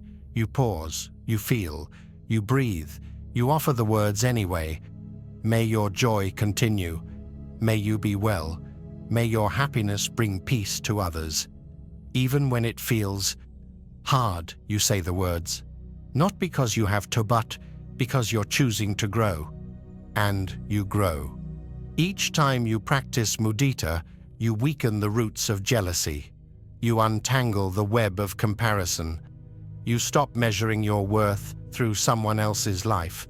And you return to what is real, this breath, this heart, this moment. Eventually, it becomes natural. You hear good news and feel uplifted. You see someone shine and your placed heart opens. You stop resisting happiness in others and, because of that, you stop resisting your own. That's the quiet secret of mudita. When you rejoice in others, you stop blocking joy in yourself. You stop feeling like an outsider. You stop punishing yourself through comparison. You become a participant in life, not a competitor. And that participation feels like peace. It feels like warmth. It feels like coming home. Not just to others, but to the part of you that always wanted to feel worthy, that always longed to be enough. That part begins to relax, because it no longer has to fight. It no longer has to prove. It can just love and be loved, without keeping score. This is the liberation mudita offers, not by changing others, but by changing your relationship with their joy. Not through effort, but through intention. Not through denial, but through truth. You practice. You stay open. You let joy move through you even when it isn't yours directly. And in doing so, you realize it was always yours to begin with. Because joy, when shared, becomes belonging, becomes healing, becomes freedom. As joy for others begins to open the heart and dissolve the grip of comparison, a new kind of strength quietly rises. It's not loud. It doesn't shine like excitement or glow like happiness, but it holds. It holds when things go wrong. It holds when things don't make sense. It holds when the world feels like it's pulling you in 100 different directions. This strength has a name in Buddhist practice: upekkha, equanimity, a calm mind in the middle of chaos, a steady heart in the storm. Equanimity is not indifference. It's not a shield to block emotion. It's not pretending you don't care. It's not cold or detached. It's the opposite. It's full presence with what is without needing to change it. It's the ability to stay grounded in the middle of pain and pleasure, loss and gain, success and failure. Not numb, not passive, but centered, aware, open. This quality is difficult to cultivate because the world teaches you to react to praise with clinging, react to blame with defense, react to success with pride, react to failure with shame. It's a constant swing, a back and forth that keeps your nervous system in high alert. You're pulled toward what feels good, pushed away from what feels bad. But in both cases, you, 39, not free. You're being moved by circumstances. Equanimity breaks that pattern. It creates space between the event and the emotional storm. It allows you to feel fully, but respond wisely. You don't stop experiencing life, you stop being ruled by it. This shift is subtle, but powerful. It changes everything, especially in the moments where things don't go your way. When you begin to work with equanimity, you start by noticing your reactivity, the fast thoughts, the tightening, the urge to fix or escape. You start asking questions. Can I stay with this feeling without trying to change it? Can I let this discomfort pass through without identifying with it? Can I care without clinging? These questions guide you toward balance. Equanimity allows you to witness your emotions without collapsing into them. You feel the grief without drowning in it. You sense the anger without acting it out. You observe the joy without grasping at it. This isn't suppression, it's maturity. You let life move through you, and in doing so, you remain whole. One of the biggest misunderstandings about equanimity is that it means detachment from love. But true. Equanimity deepens love, because when you're not clinging to the outcome, you're free to care without fear. You no longer love to control. You love to give. You don't offer support because you need recognition.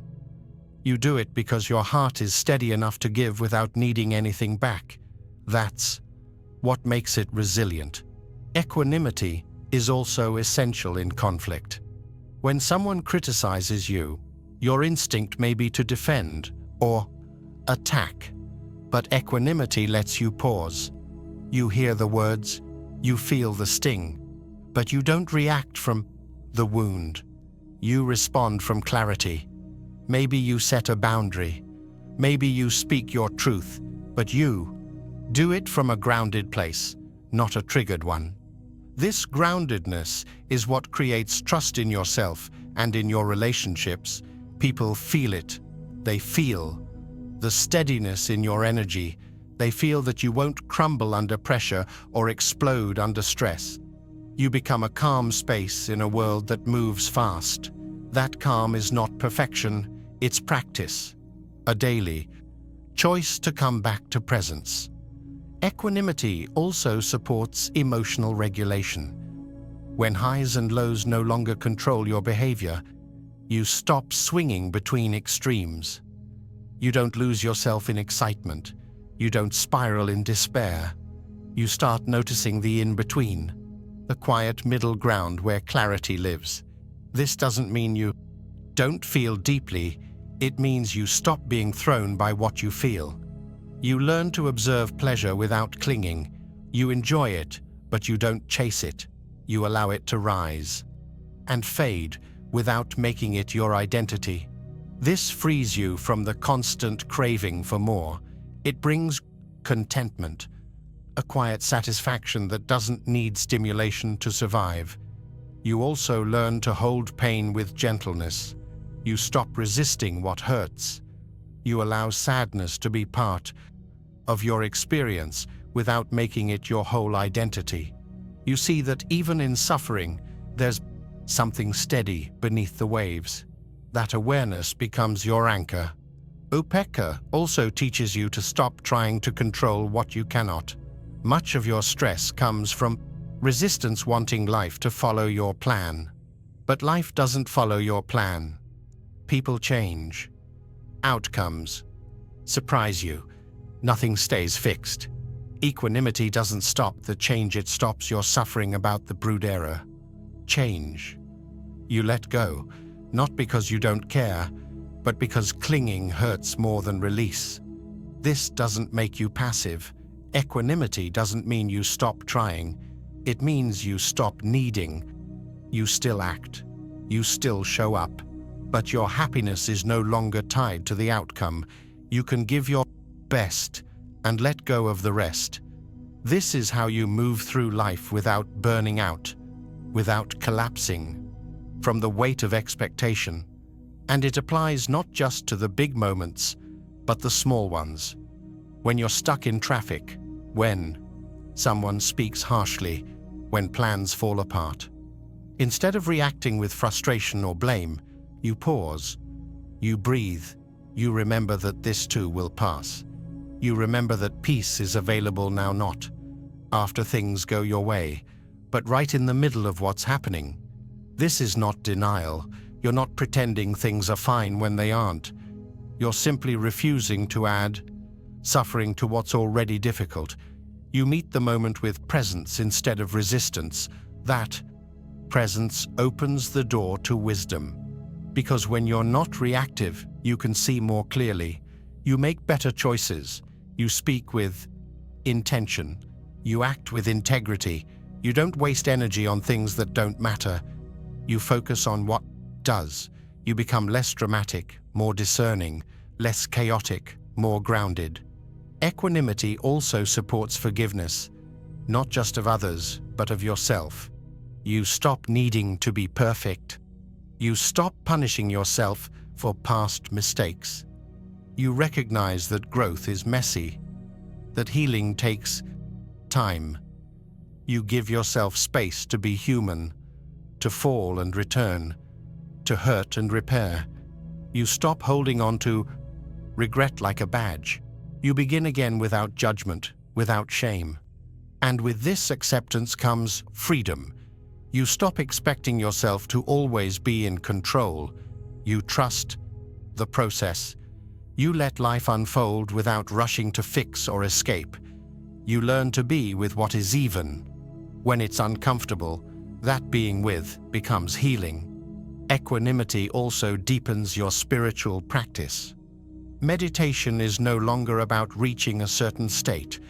It becomes a place to observe without chasing, to sit in stillness without needing peace to feel peaceful. You watch the breath, you notice the thoughts, you feel the sensations, and you don't interfere. You let it all come and go. You train the mind to stay centered no matter what arises. This steadiness becomes a gift you carry into daily life. It shows up in how you listen, in how you wait, in how you hold space for uncertainty. You stop rushing into answers. You stop needing to fix what's uncomfortable. You start trusting that clarity comes from stillness, not force. Equanimity makes your heart more spacious. It gives you room to hold joy and sorrow without being pulled apart. It helps you stay open even when things don't make sense. It lets you care deeply without losing yourself. This kind of heart is rare, and it's needed, especially in a world that moves fast and feels fragmented. You don't cultivate upekkha overnight. You return to it again and again. When emotions rise, you notice. When chaos hits, you pause. When you forget, you begin again. It's not about staying calm forever. It's about remembering that calm is always available when you return to presence. And that return is everything. It's how you shift from being thrown to being steady, from reacting blindly to responding wisely, from feeling lost to feeling whole. Not because life got easier, but because you learned how to meet it differently. This is the subtle power of equanimity. It doesn't shout, it doesn't rush, it doesn't demand, but it stays. It breathes, it waits, it opens.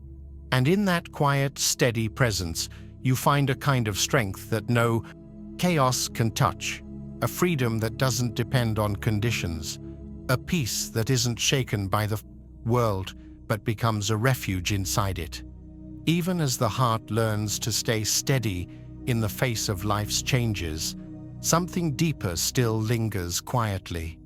Underneath it, all the unspoken truth that everything we hold, everyone we love, even this body we call home, will one day be gone. It is the truth most people avoid at all costs, even when they sense it. But for those on the path of clarity, it is not something to fear, it is something to turn toward. Because only when you bring death into view can you truly learn how to live. This practice is called Maranasati mindfulness of death, not as an idea, but as a daily confrontation with impermanence. Facing death does not remove fear by making you numb. It removes fear by removing illusion. It reveals how much of your emotional suffering is rooted not in the present, but in your attachment to permanence. You suffer because you think things will stay the same, or should stay the same. You cling to identities, titles, grudges, expectations, as if they have no end. But everything has an end, and the sooner you allow that to be true, the lighter you become. This isn't meant to be bleak, it's meant to be clarifying. When you reflect on death, you begin to see what truly matters. Not someday in the future, but right now. The argument that felt so important starts to lose its sharpness. The need to prove yourself softens. The pressure to be liked fades, because in the face of mortality, ego has no weight. The roles you play, the things you collect, the opinions you defend, none of it follows you. And when you see this clearly, you start letting go of what never really served you. This letting go is emotional purification. You don't have to force forgiveness when you understand that holding resentment wastes time you don't have. You don't need to prove your worth when you realize how little external validation means in the final moments. Death reveals truth without apology. And if you're willing to sit with that truth, it becomes the most honest teacher you'll ever know.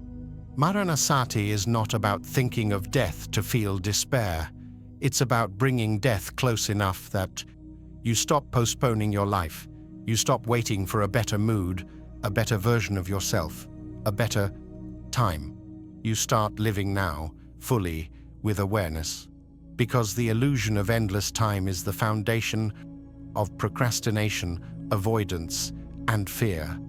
When you see clearly that life is short, you become bold in your presence. You stop leaking energy into what doesn't matter. This clarity changes your relationships. You speak more honestly. You listen more fully. You forgive more quickly. You start valuing people not for how they make you feel, but for who they are. You don't hold back affection. You don't wait to say what needs to be said, because the truth is, none of us know how long we have. Every interaction could be the last, and that is not meant to scare you. It's meant to wake you up. Facing mortality also brings you back into your body, not in fear, but in gratitude. You begin to treat your life as a precious, temporary gift. The breath becomes more sacred. The senses become more vivid. You feel time differently. You stop rushing through days and start honoring them, not by making them perfect, but by making them real. This shift dissolves a lot of inner noise. The worry about status, the endless planning, the comparison, the need to always be improving all of it loses power. Not because you give up, but because you wake up. You begin to see how much suffering comes from the illusion that everything important is somewhere else, sometime later, with someone else. Maranasati pulls you back, not to fear, but to freedom. And that freedom opens the door to emotional truth. You stop pretending you have forever to heal. You start doing the work. You stop postponing the hard conversations. You start choosing peace over pride. You stop needing to be right. You start choosing connection, not because you're forced to, but because you know how precious each moment is. This awareness becomes a compass. When you have a difficult decision to make, you ask, what will matter at the end? When you face emotional turmoil, you ask, is this worth carrying? When you feel stuck in ego-based patterns, you ask, will this version of me exist when I die? The answers are often humbling. And in that humility, you become more human, more open, more real. Death contemplation also helps you release fear of change. If death is guaranteed, then every change before it is preparation. Every ending is a teacher. Every loss is a rehearsal. You start seeing life not as a line, but as a wave, rising and falling, appearing and vanishing. You stop grasping at the wave and start riding it. Not because it's easy, but because it's the only way to stay free. This practice also deepens spiritual grounding. You begin to sense what part of you is not defined by form. What part of you observes the passing of time, but does not age? You taste the part of consciousness that isn't afraid of endings, because it understands that nothing truly disappears, everything simply changes form. This doesn't remove grief, but it softens it. It brings compassion into sorrow. It adds love to goodbye. Maranasati also clears emotional clutter. You no longer need to carry every regret, every missed chance, every old version of yourself. You see how much weight you, 39, you've been holding out of habit.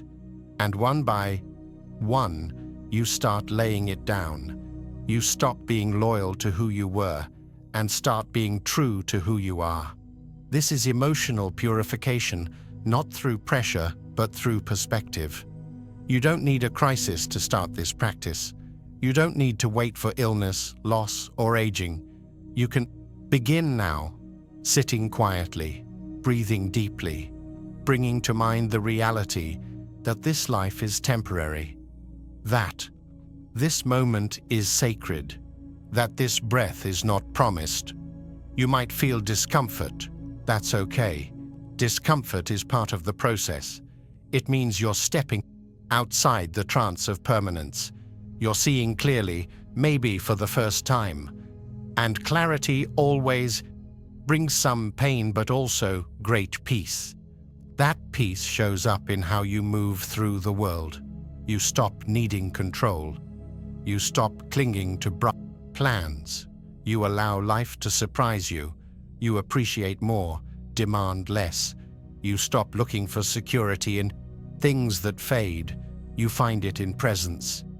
You also become more compassionate with others, because when you know that everyone you meet will die, including you, you become softer, kinder, less reactive. You stop wasting time on drama. You don't need to make people into enemies. You see their fear, their confusion, their struggle. You see their humanity, and you meet it with yours. Death awareness is not separate from emotional healing. It is the root of it, because most emotional pain comes from holding on too tightly to roles, to resentment, to stories that no longer serve. When you reflect on death, you loosen that grip, you let things be as they are. You forgive more, not because you have to, but because you want to be free. And freedom becomes the center of your practice. You begin to live with fewer illusions. You stop waiting for perfect conditions. You start showing up fully now. You laugh more. You cry more easily. You express what matters. You live like your time means something, because it does. There is no need to fear death when you are fully alive. And being fully alive doesn't mean chasing constant joy. It means being present, being honest, being aware. It means letting your life be simple and real, and that realness is what brings peace. Maranasati brings you back to your essence, not your achievements, not your image, just the raw presence of being, the awareness that watches thoughts, the breath that carries life, the stillness underneath all emotion. That stillness is not something you create, it's what remains when you stop clinging. So you return to it each day, not out of dread, but out of devotion, not to what might be lost, but to what is here, now, alive. You give thanks, not just in words, but in action. You live each moment as a sacred one, not because it's perfect, but because it's fleeting. This is the heart of death contemplation, not sadness, not fear, but clarity, peace, presence, and through it, you purify the heart not by force, but by remembering what truly matters. You live not to escape death, but to be ready for it. Not with regret, but with a full, open, grounded heart. And that is the greatest freedom of all. When you bring death into awareness and allow it to soften your grip on what doesn't last, your relationship with everything changes. You stop chasing what drains you. You stop feeding emotions that waste your time. Life becomes more simple, more honest, more intentional. This clarity opens a path that few dare to walk, the path of emotional discipline. Not control through suppression, but freedom, through simplicity. The same way Buddhist monks live with only what is needed, you begin to wonder, what would it look like to apply that kind of clarity to your inner life? The monastic code, known as the Vinaya, was not created to restrict joy. It was designed to remove excess, to protect what is most valuable by stripping away what distracts from it. It is not about denial, it's about refinement. A monk doesn't need to decide what to wear, what to eat, where to go. Their path is set. This structure is not rigidity, it's protection from chaos. It frees the mind from 1,000 unnecessary choices. Now apply this inward. Your emotional world, left unchecked, often becomes full of clutter, constant commentary, lingering judgments, recycled arguments, future rehearsals, and past regrets. Most of this content doesn't serve healing or clarity. It creates noise. Without realizing it, your mental landscape becomes crowded with emotions that repeat, not because they're meaningful, but because they've never been questioned. Emotional minimalism begins with honest observation. You start to notice what arises in your inner world without labeling it right or wrong. Not all feelings require full engagement. Not every irritation needs to be expressed. They feel trapped by past harm, by unfair treatment, by betrayal. And while pain is real, staying trapped in the belief that your freedom depends on someone else's apology only prolongs your suffering. Karma doesn't ask you to excuse, harm it asks you to see what you are continuing to feed. You can't control the past, but you can control what you do with what it left behind. Emotional accountability begins when you start tracing your reactions to their roots. You feel anger rise, and instead of projecting it outward, you ask, what story am I keeping alive that's fueling this? You feel anxiety surge and ask, what habit of thought am I practicing that's deepening this fear? You experience rejection and ask, how am I interpreting this moment based on old pain? These questions aren't about blame, they're about awareness. Without that awareness, the same situations keep returning, not because you deserve them, but because something in you is still responding the same way. Kanavipaka is not about punishment, it's about pattern. It's the understanding that your inner world is built on repetition. What you practice becomes your default. If you repeatedly respond to challenge with avoidance, that becomes your pathway. If you constantly numb pain instead of exploring it, that becomes your baseline. The law is neutral. It doesn't care what you choose, but it will return the fruits of whatever you plant. If you sow self-compassion, patience, and responsibility, the result will eventually match. If you sow blame, denial, and reactivity, the result will also reflect that. This principle invites deep honesty. You stop asking what life owes you and start asking what you're cultivating. You stop waiting for peace to appear and begin looking at the ways you're resisting it. You examine your thoughts not just for truth, but for consequence. You realize that indulging in resentment feels powerful in the moment, but leaves a trace that returns in future interactions. You start choosing emotional responses that align with your deeper intentions, not your passing moods. One of the most important realizations in this practice is that not every painful event is the result of a personal fault. Karma is complex. Not everything you experience is because of something you did, but everything you feel in response to that experience is yours to hold. That distinction is freedom. You can't always choose the conditions of your life, but you can always choose how you meet them, and that choice builds the path ahead. Accountability does not mean self-blame. It means refusing to abandon yourself. It means taking full ownership of your reactions without falling into guilt. When you respond to harm with compassion, instead of revenge, you stop the cycle. When you choose patience in a moment of frustration, you don't erase your pain, but you refuse to feed it further. Every time you choose awareness over impulse, you interrupt the loop, and that interruption creates space. Space to heal, space to redirect, space to choose again. This also applies to your relationship with others. Karma invites you to be mindful of how your emotional energy affects those around you. Every word, every gesture, every silent reaction has weight. It ripples outward, and it returns. When you speak with harshness, even if you feel justified, you plant seeds of mistrust.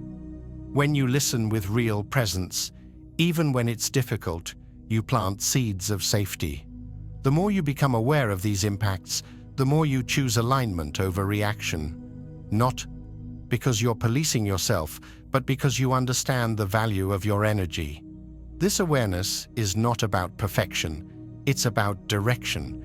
You're not trying to erase all negative emotion. You're learning to hold it differently. You may decide not to speak when angry, until the body has softened. You may choose to pause before responding to any request. You may set time daily to reflect without distraction. These small disciplines create inner spaciousness. Over time, this spaciousness becomes your foundation. You stop being a container for emotional noise. You become a vessel for calm, for kindness, for wisdom. You stop getting pulled into arguments that go nowhere. You don't absorb energy that isn't yours. You move with less friction, not because life is smooth, but because you are no longer adding resistance. You also become more aligned with your deeper intentions. When emotional clutter is reduced, your actions become clearer. You are less likely to say something you regret. You are more likely to follow through on what matters. You start living in a way that reflects your deepest values, not your passing moods. This way of being is not about isolation.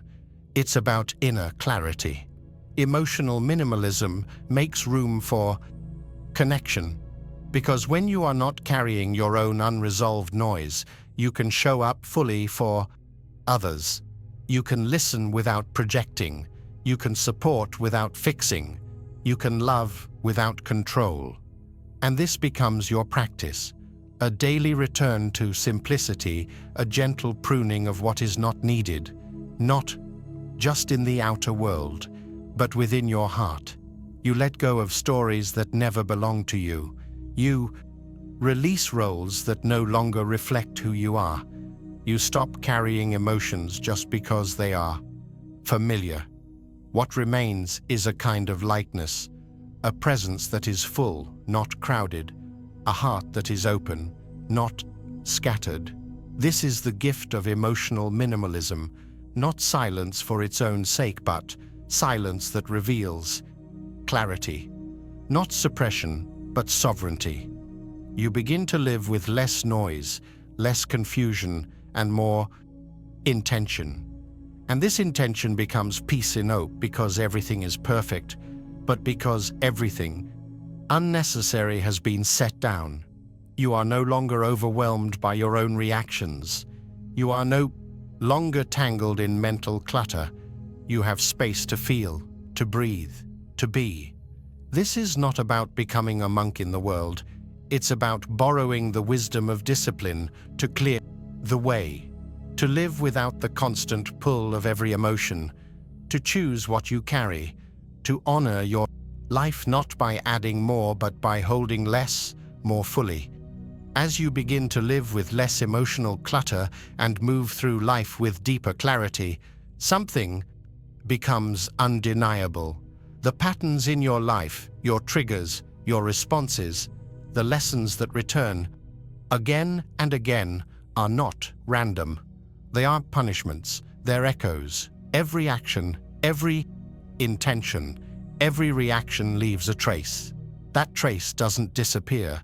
It returns not as fate, but as consequence, not as control, but as a mirror. This is the heart of Karma Vipaka, the law of cause and effect, the relationship between intention and result. And it holds the key to emotional accountability. Understanding this law is not about fear or superstition.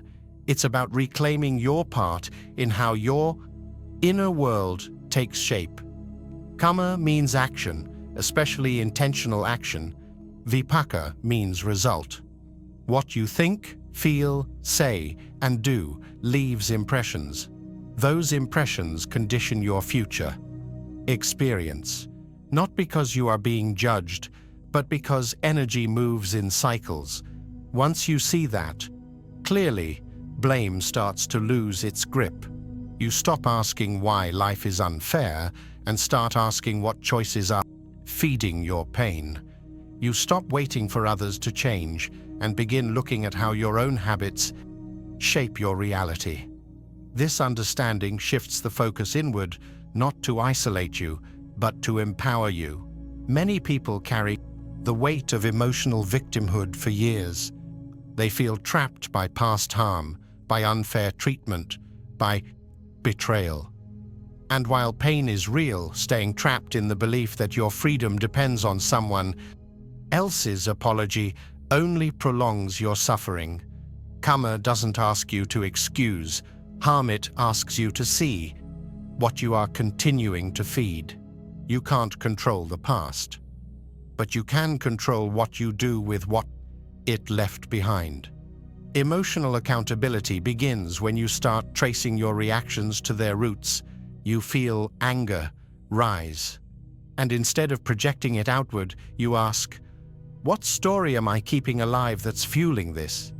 You feel anxiety surge and ask, what habit of thought am I practicing that's deepening this fear? You experience rejection and ask, how am I interpreting this moment based on old pain? These questions aren't about blame, they're about awareness. Without that awareness, the same situations keep returning, not because you deserve them, but because something in you is still responding the same way. Kanavipaka is not about punishment, it's about pattern. It's the understanding that your inner world is built on repetition. What you practice becomes your default.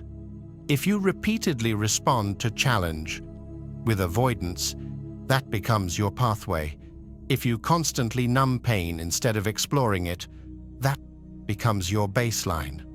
The law is neutral. It doesn't care what you choose, but it will return the fruits of whatever you plant. If you sow self-compassion, patience, and responsibility, the result will eventually match. If you sow blame, denial, and reactivity, the result will also reflect that. This principle invites deep honesty. You stop asking what life owes you and start asking what you're cultivating. You stop waiting for peace to appear and begin looking at the ways you're resisting it. You examine your thoughts not just for truth, but for consequence. You realize that indulging in resentment feels powerful in the moment, but leaves a trace that returns in future interactions. You start choosing emotional responses that align with your deeper intentions, not your passing moods. One of the most important realizations in this practice is that not every painful event is the result of a personal fault. Karma is complex. Not everything you experience is because of something you did, but everything you feel in response to that experience is yours to hold. That distinction is freedom. You can't always choose the conditions of your life, but you can always choose how you meet them, and that choice builds the path ahead. Accountability does not mean self-blame. It means refusing to abandon yourself. It means taking full ownership of your reactions without falling into guilt. When you respond to harm with compassion, instead of revenge, you stop the cycle.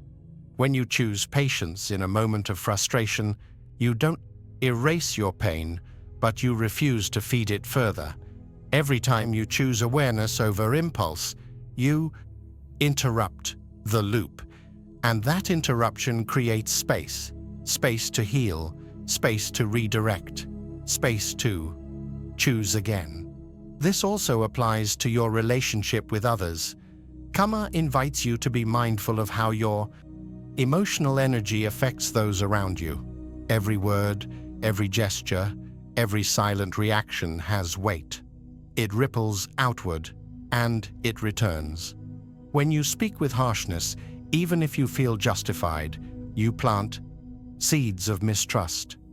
When you listen with real presence, even when it's difficult, you plant seeds of safety.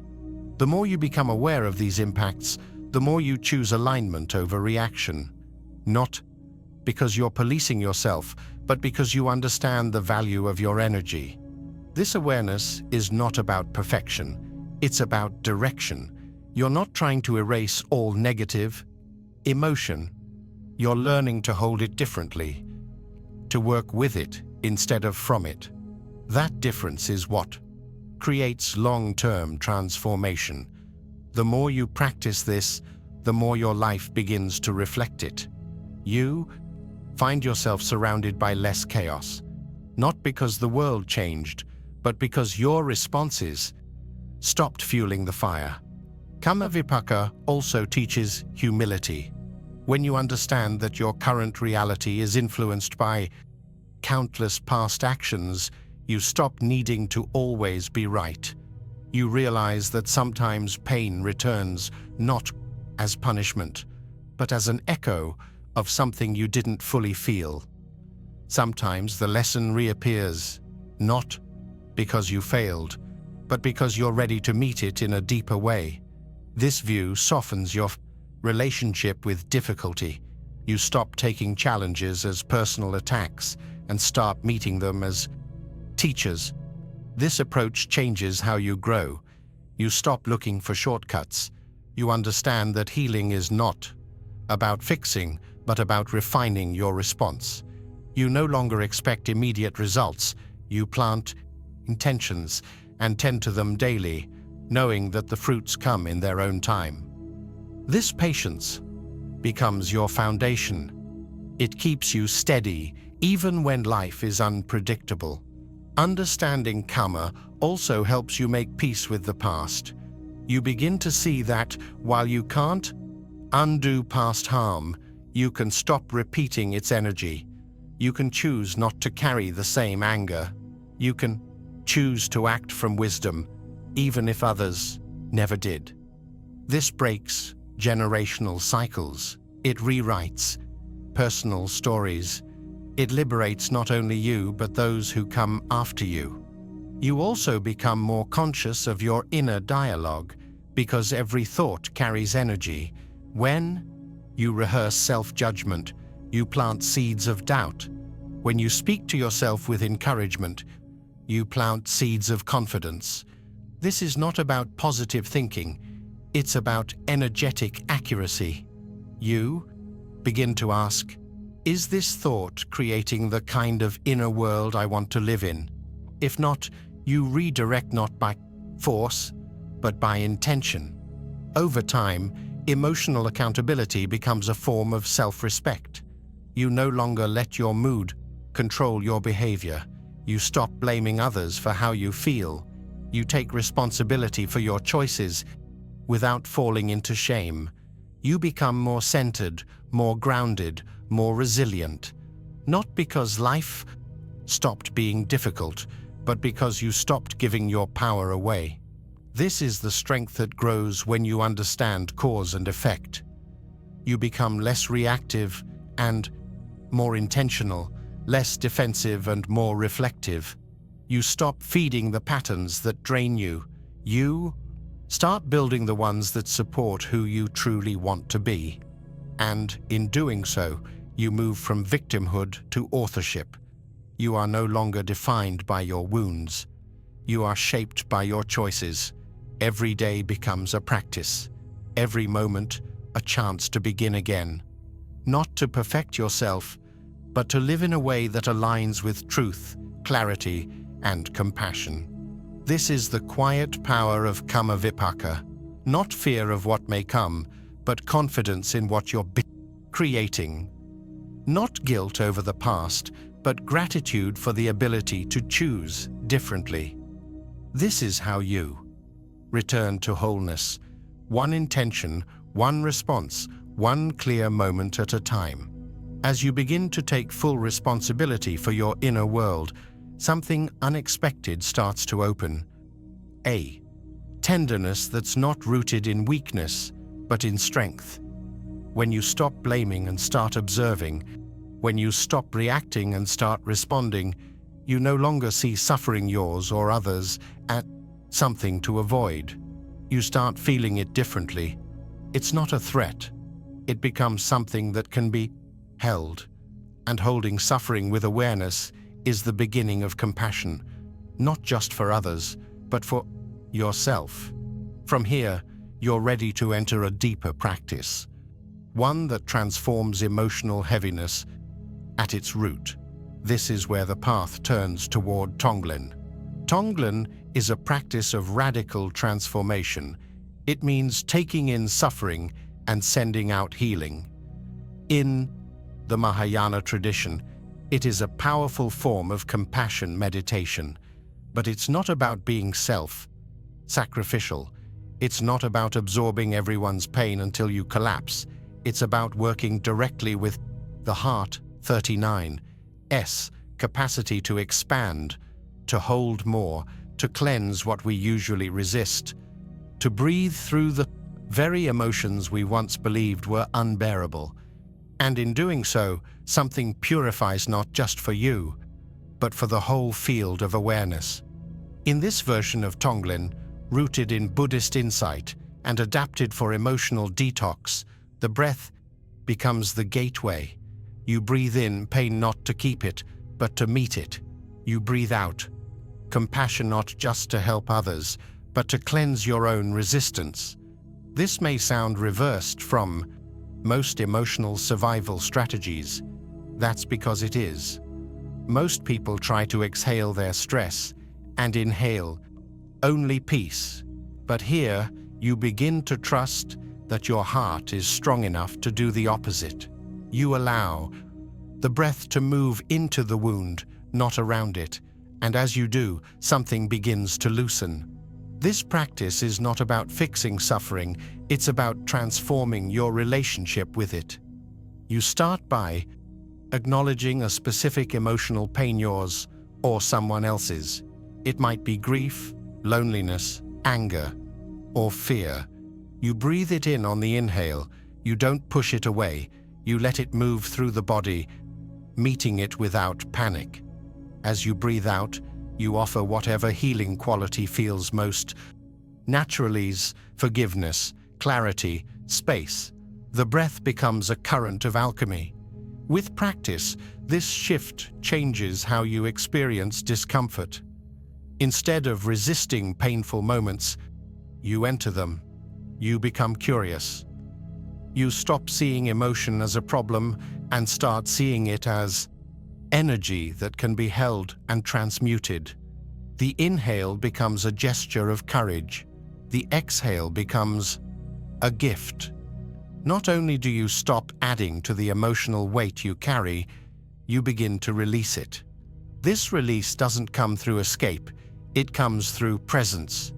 Tonglen works because it teaches you to stop turning away. You learn to sit with your discomfort until it transforms. This doesn't mean the pain vanishes. It means it no longer owns you. You're not rejecting or denying. You're choosing to work with what is, inhaling what hurts, exhaling what heals. This practice also disrupts emotional defensiveness. Often when others are in pain, we protect ourselves by turning away. We don't want to feel it. We call it empathy fatigue.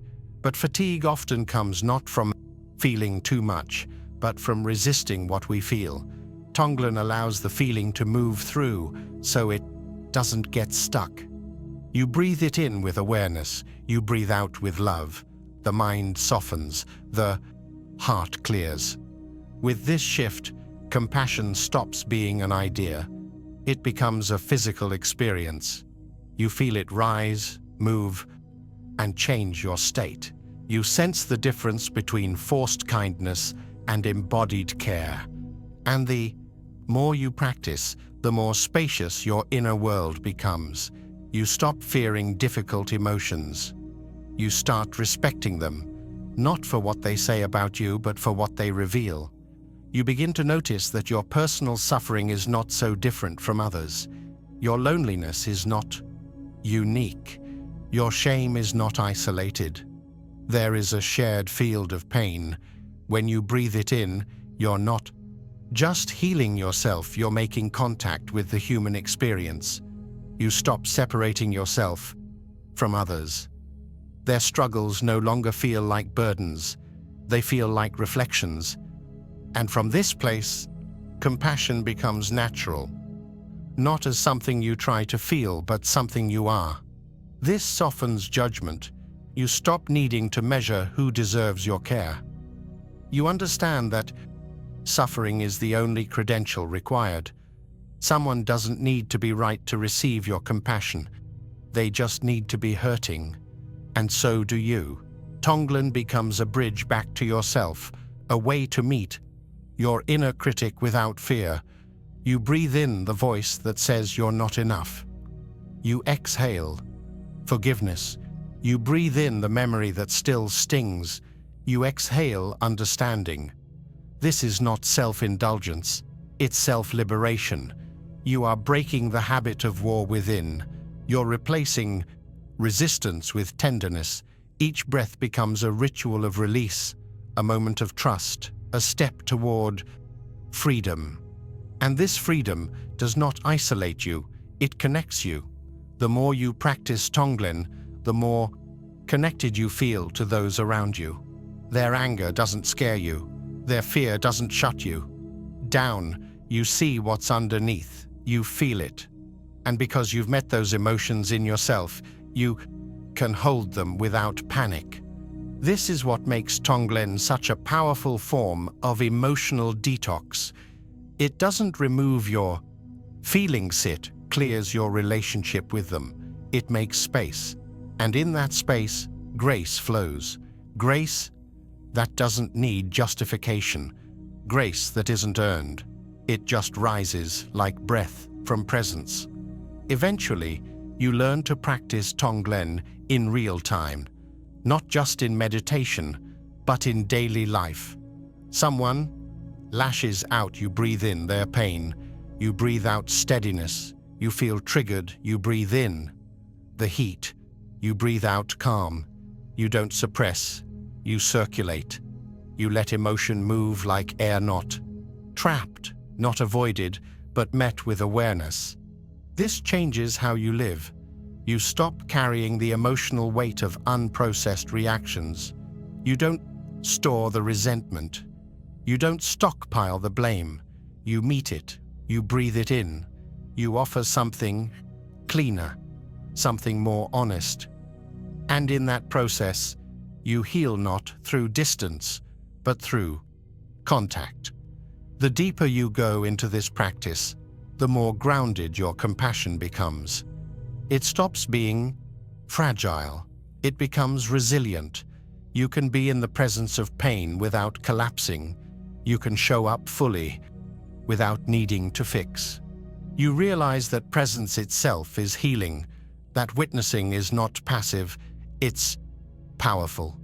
Tonglen gives you a way to turn every breath into a prayer not for escape, but for transformation. You stop needing everything to feel good. You begin to trust that even what hurts can purify you, not by removing it, but by holding it differently. Over time, this becomes your way of being. You no longer avoid discomfort. You serve it. You let it speak. You let it move.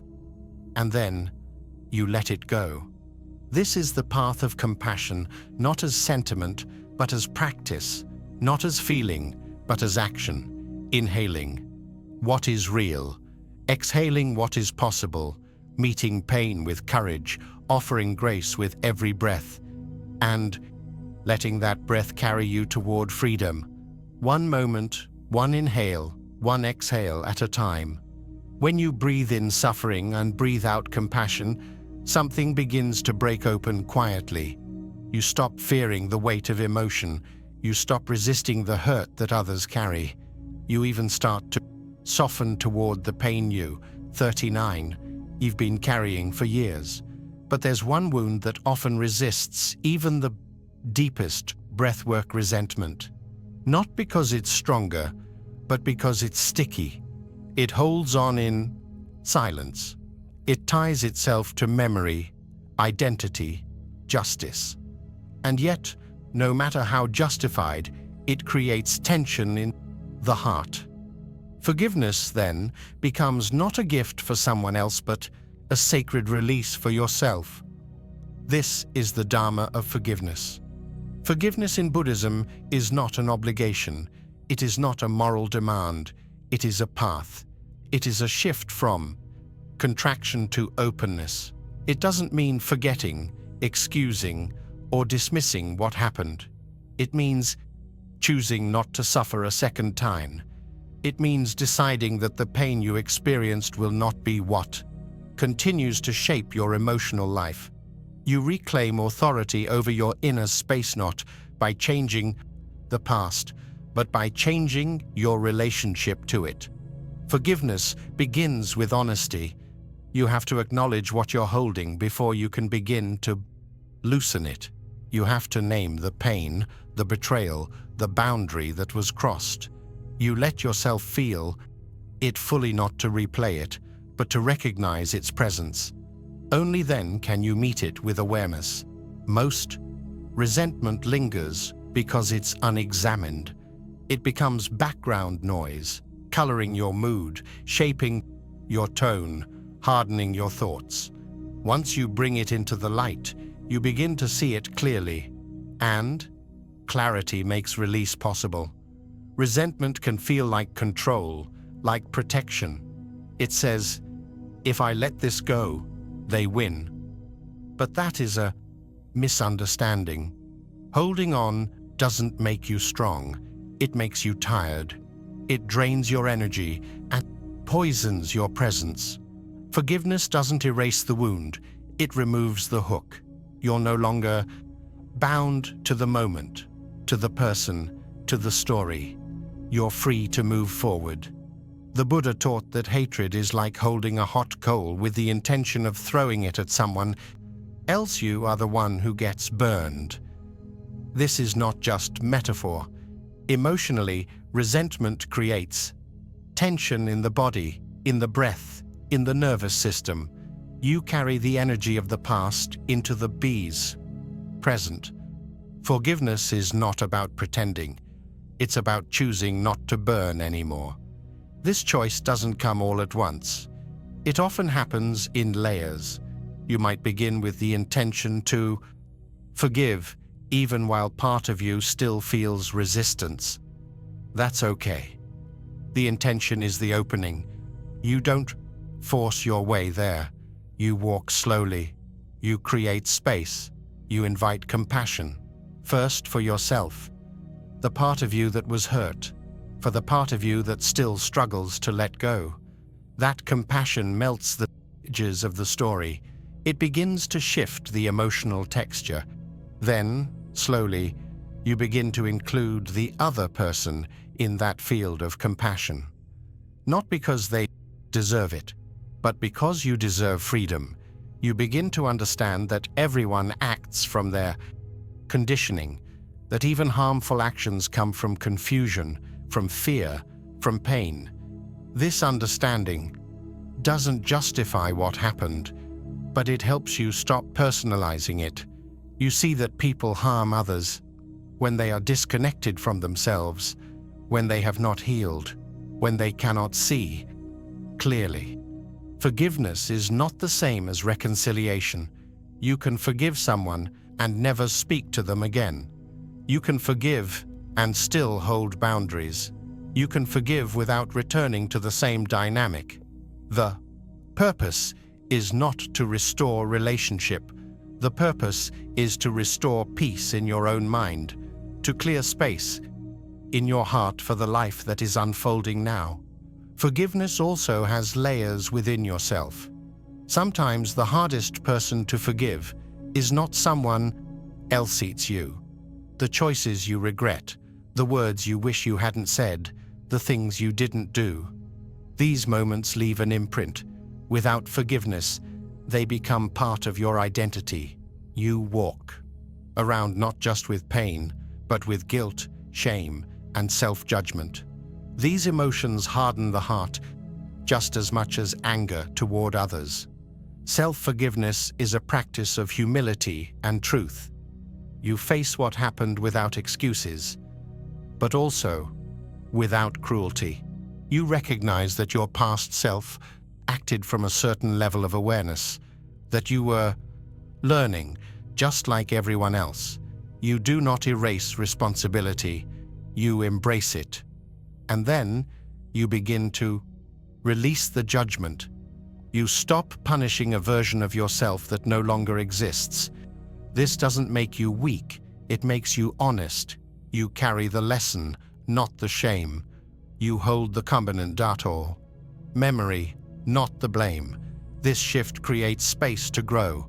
It allows you to evolve without dragging your past like a shadow. You begin to trust that redemption is not earned by suffering, it's found in presence, in courage, in making different choices now. Forgiveness also clears the way for deeper wisdom. When you release resentment, you can finally hear what the experience taught you. Pain is a teacher, but only when you stop arguing with it. The lesson is not always immediate. Sometimes it reveals itself after time. Sometimes it unfolds slowly, in quiet insights. You learn about your boundaries, your needs, your patterns. You learn about courage, empathy, and resilience. You become someone who has walked through fire without being consumed. The structured path to forgiveness includes a few essential steps. First, honesty. You acknowledge the truth of what happened. Second, feeling. You allow the emotions to rise without rushing. Third, compassion. You bring kindness to the pain. Fourth, understanding. You reflect on the conditions that led to the harm. Fifth, release. You set the intention to let go because the pain wasn't real, but because you are ready to stop carrying it. This is not a formula, it's a process. You may repeat the steps many times. Each round peels back another layer. Each breath opens more space. You begin to feel lighter, not because everything is more space, resolved, but because you are no longer resisting reality. Forgiveness is not a one-time decision, it's a path of return. Each time the resentment rises again, you return to presence. You remember your intention. You breathe. You soften. You let go again. This repetition builds strength. Not the strength to fight, but the strength to love without needing to hold pain as armor. The Dharma teaches that everything is impermanent. This includes your anger, your hurt, your grudges. They are not fixed, they are passing. When you cling to them, they stay longer. When you observe them, they move. Forgiveness is the letting go that allows new life to grow in their place. You begin to relate to others differently. You no longer need to keep score. You no longer need to hold grudges as protection.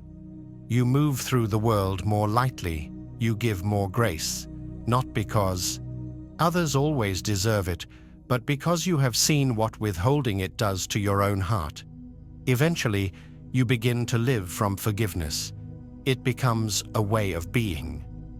You don't expect perfection from yourself or others. You recognize that everyone is doing their best with the awareness they have. You stay clear, but also soft, boundaried, but open, honest, but loving. This is not about surrendering your truth. It's about letting go of the weight that truth does not need. You speak what is real. You feel what is present. You release what is no longer needed. This is the balance the Dharma of forgiveness offers. Forgiveness becomes a form of wisdom, a way to see clearly without clinging to pain, a way to return to yourself without dragging the past behind you. A sacred act of healing that opens the door to joy, to freedom, and to peace, not in some distant future, but here, now, in the space of a soft breath and a willing heart. When you learn to forgive and not to forget, but to be free, you begin to understand that freedom is less about what you remove from your life and more about what you no longer cling to. Resentment fades. Judgment loosens. But even after the conscious release, something deeper remains. The subtle tendency to grasp, the pull to hold on, not only to memories and stories, but to identity, feelings, and even suffering itself. And to truly release, you need to understand where that clinging begins.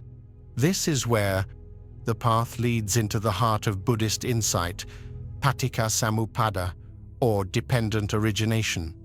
This teaching shows how suffering doesn't 39 T just appear. It builds, step by step, moment by moment, one condition feeding the next. It is not random, and it is not permanent. When you see the sequence, clearly, you don't just soothe symptoms, you cut the roots. This is not abstract philosophy.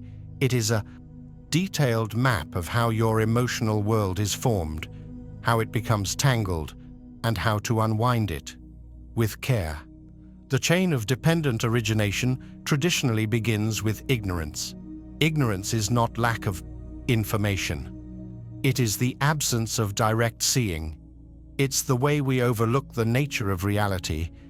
It is the moment we forget that all things are impermanent, that no experience is personal, and that nothing stands alone. From this forgetting, the whole chain of reactivity begins, because the moment you forget truth, you grasp illusion. From ignorance comes mental formations, your habits, your tendencies, your deeply embedded responses. These shape how you interpret everything that follows. You don't just see a moment, you filter it through conditioning. If your habit is fear, even neutral experiences feel like threats. If your habit is self-doubt, even kindness feels suspicious. You are not reacting to life, you are reacting to your own projections. From mental formations comes consciousness, the awareness that links your past tendencies to the present moment. This consciousness colors perception. It determines what you notice and what you ignore. It decides which memories surface, which fears awaken, and which emotions rise first. From consciousness comes name and form. This is how you identify experience. You call it good or bad. You say, "This is me," or "This is not me." You create a sense of self around what is happening. You don't just feel sadness, you call it your sadness. You don't just experience anger, you make it personal. And with this personalization comes attachment. From name and form come the sixth sense basis sight, sound, smell, taste, touch, and thought. These are the doors through which experience enters. They are neutral on their own, but the moment you add interpretation, they become fuel for craving or aversion. A tone of voice can feel like rejection. A facial expression can trigger insecurity. Even a passing thought can spark old stories.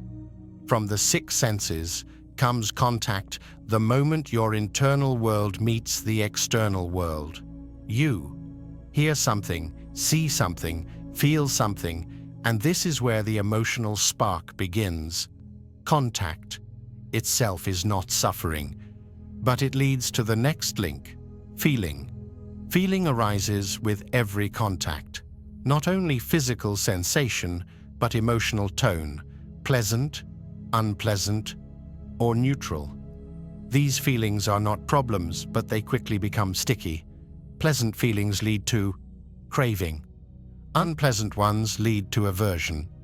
Neutral ones often lead to boredom or ignorance, but all three, if grasped, lead to the same place, clinging. This is the critical moment. The link between feeling and craving is where most suffering begins. You feel something good, and you want it to stay. You feel something bad, and you want it to stop. You feel something neutral, and you ignore it. The problem is not the feeling, it's the attachment. You don't suffer because of what you feel. You suffer because of how tightly you hold it. Craving, the next link, is the thirst, the hunger for more pleasure, more certainty, more control. Craving fuels action. It pulls you forward with tension. It says, "I need this to be okay," or "I can't be happy until this changes." Craving makes you believe peace lives in the next moment, the next achievement, the next emotional high, and so you chase, endlessly. From craving comes clinging, the hardening of identity around desire. You don't just want something, you build a self around the wanting. I am someone who needs this. I am someone who deserves that. I am someone who was hurt by this. This clinging defines you. It traps you in old roles, old pain, old narratives, and it gives rise to becoming. Becoming is the emotional momentum that turns temporary feelings into fixed patterns. It's the story that plays on repeat. It's the way you keep recreating the same relationship, the same conflict, the same reaction, even with different people. Becoming is not fatigue, is momentum, and it leads to birth. In this context, birth doesn't mean physical birth. It means the arising of a new emotional self, a new identity built from the old materials. Every time you cling, a new version of your ego is born. The hurt one, the betrayed one, the anxious one.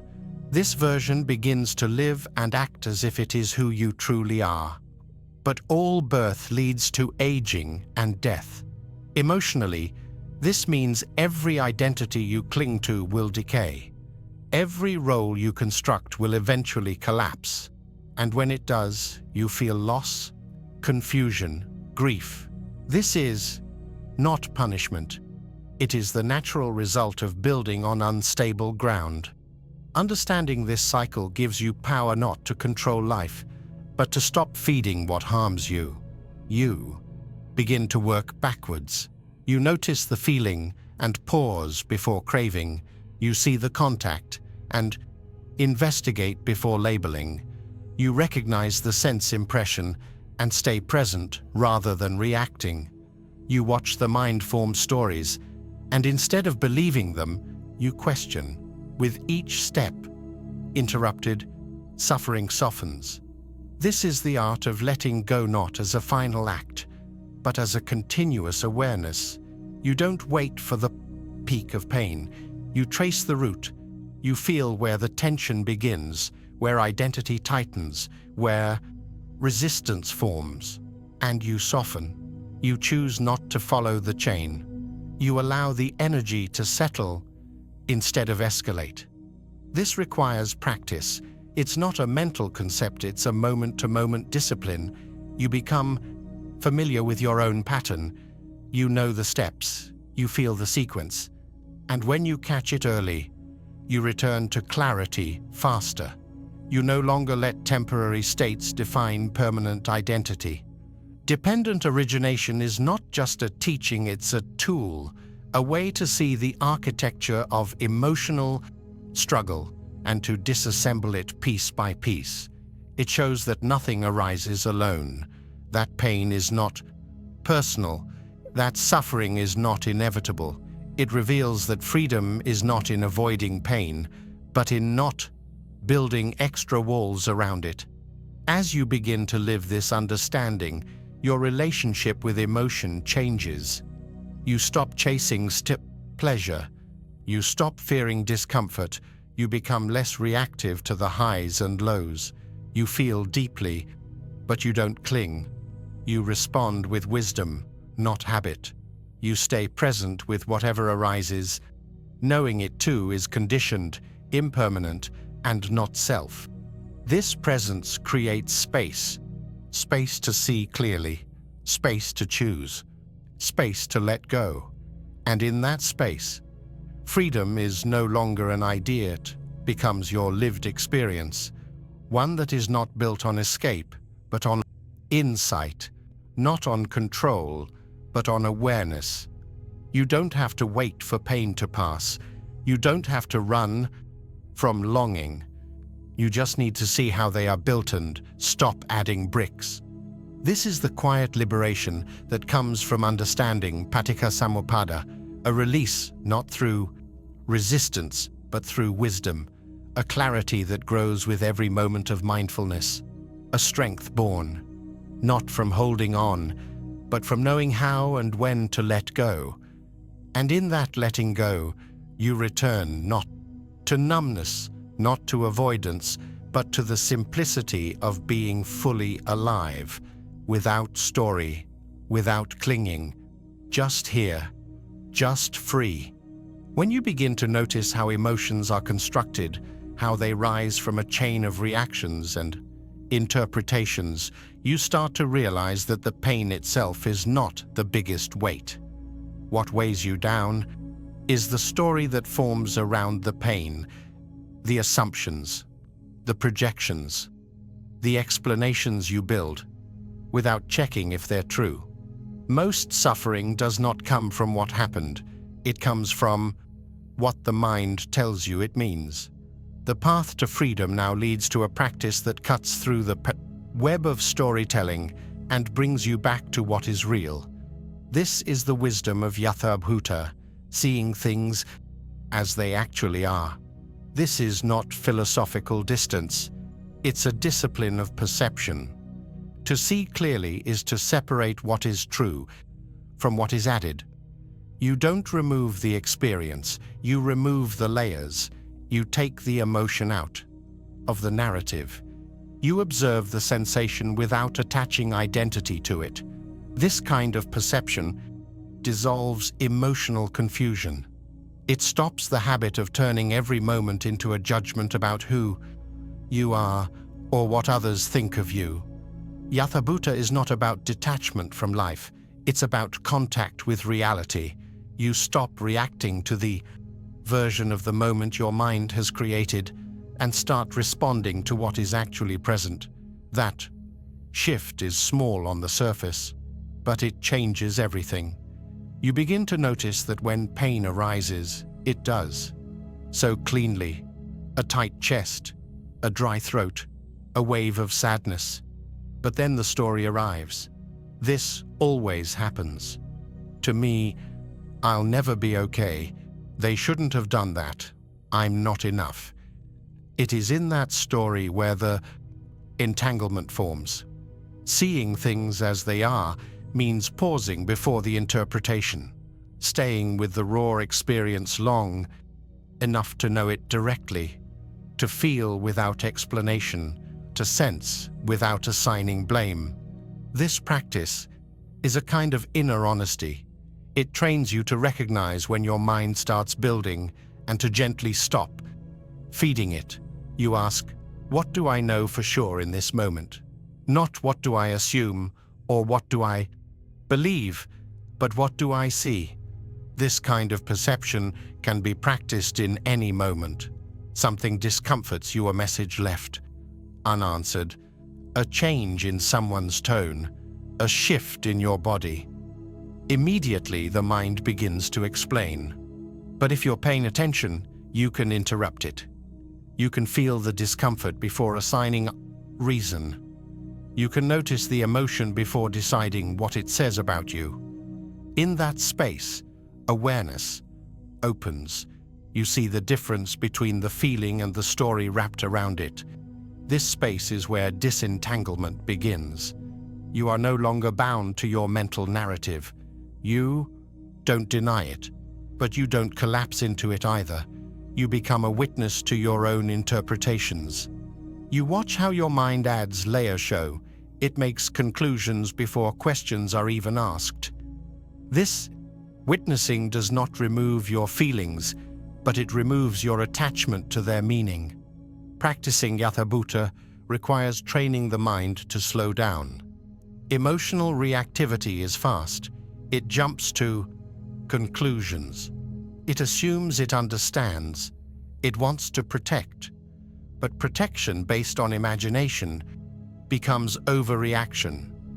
When you train in seeing directly, you allow the emotion to rise and fall without being taken hostage by it.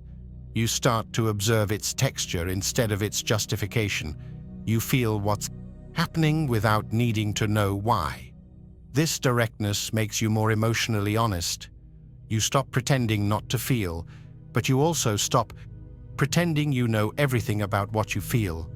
You begin to see that not all pain is what it seems. That some sadness is about old memories.